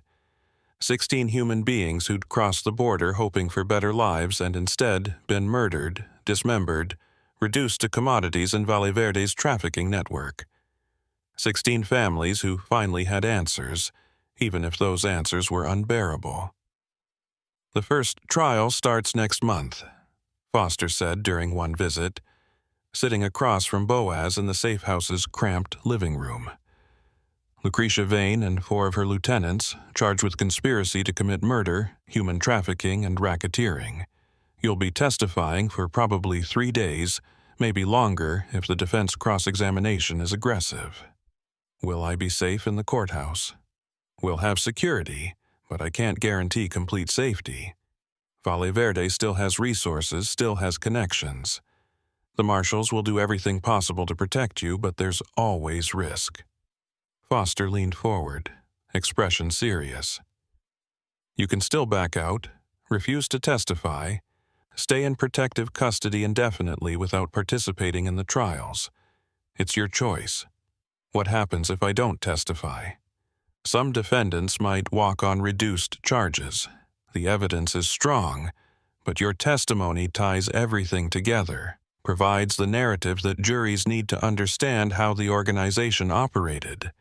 Without you, some people who deserve life sentences might get 10 years instead.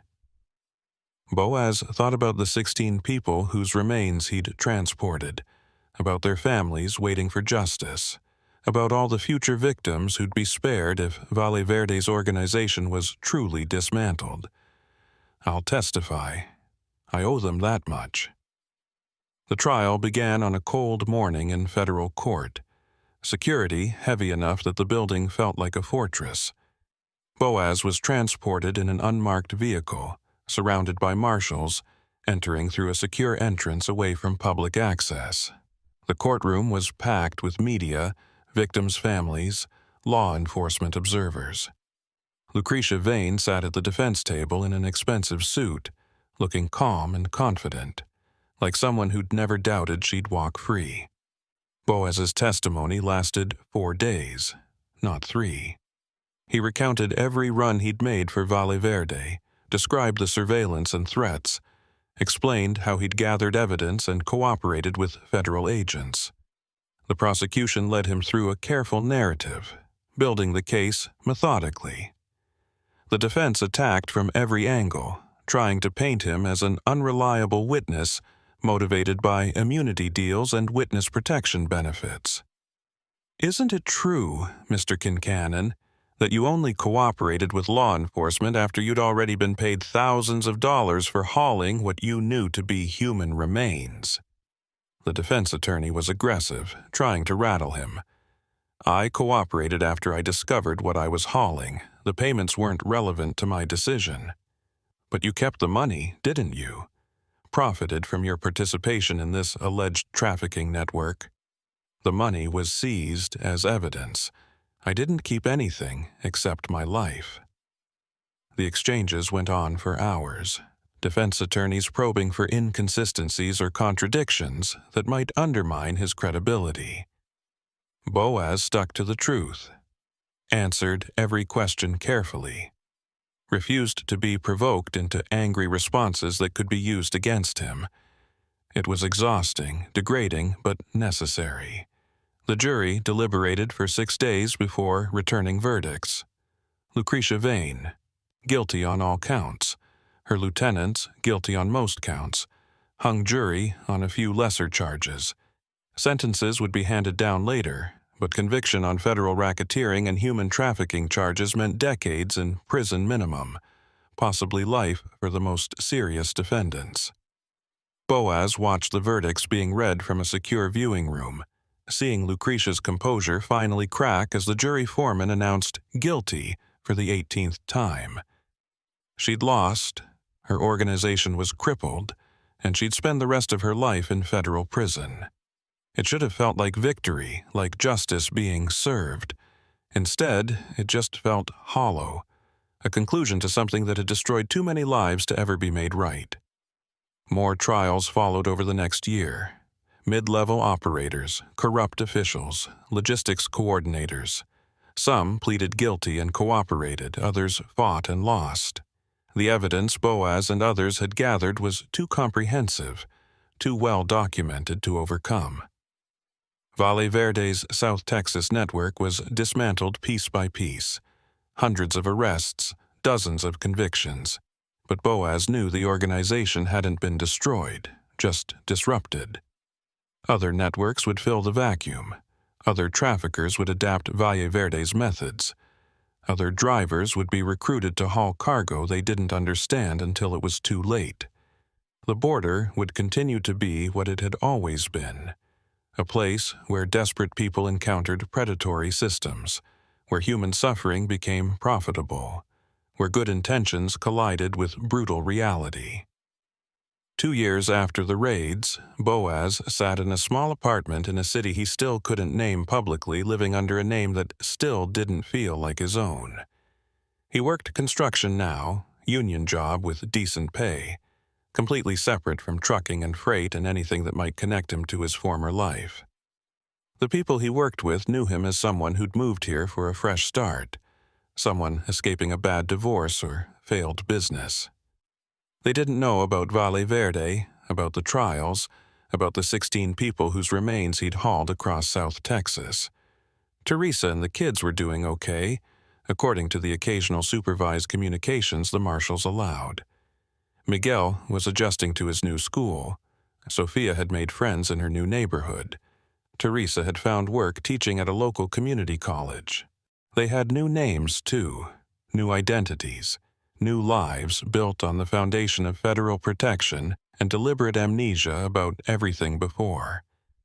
Sometimes Boaz dreamed about driving, about long, empty highways stretching toward horizons he'd never reach. In those dreams, his trailer was always full of cargo he couldn't see, weight he could feel but never verify, sealed containers that leaked dark fluid onto the road behind him. He'd wake gasping, checking his hands for stains that weren't there, reassuring himself that he wasn't behind the wheel anymore, that he'd gotten out, that the evidence he'd gathered had mattered. But he knew the dreams would never stop entirely, that he'd carry Valle Verde with him for the rest of his life.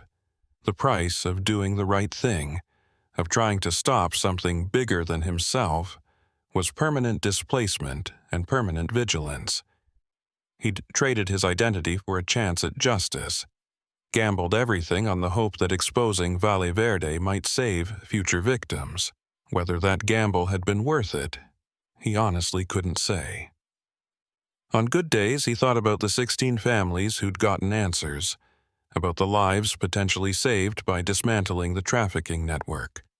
On bad days, he thought about Teresa's kids crying on that video call, about the former driver found dead with a bullet in his head, about his own reflection in the mirror that looked like a stranger.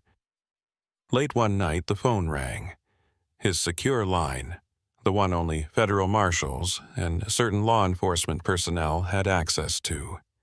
He answered, expecting an update about trial scheduling or security protocols.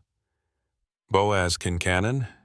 Female voice, unfamiliar, professional. His blood ran cold at the use of his real name. Who is this? Someone who knows what you did. Someone who wants you to know that Valle Verde hasn't forgotten. We're patient. We can wait as long as necessary, and when the time is right, when your handlers stop watching so carefully, we'll settle our accounts. The line went dead. Boaz sat holding the phone, fear flooding back with crushing intensity. They'd found him already, penetrated whatever security the marshals had established, made contact to remind him that he'd never truly be safe. The trials might have imprisoned some of Valle Verde's operators, but the organization itself continued, adapting and evolving, patient and vengeful. He called his marshal handler immediately, reported the threat, requested enhanced security. The response was efficient and professional. New phone, new security protocols, investigation into how his contact information had been compromised. But Boaz knew it wouldn't matter. If Valle Verde could find him once, they could find him again, and again, and again, until eventually they succeeded, or he died of old age, whichever came first. That was his future now, looking over his shoulder perpetually, wondering if every stranger was the one Valle Verde had sent to collect their debt. The legal victories had been real, the convictions meaningful, the operation disrupted significantly.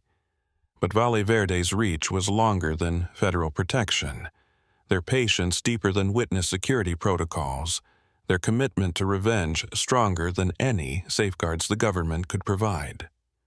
Boaz understood now what the former driver had tried to tell him at Encinal.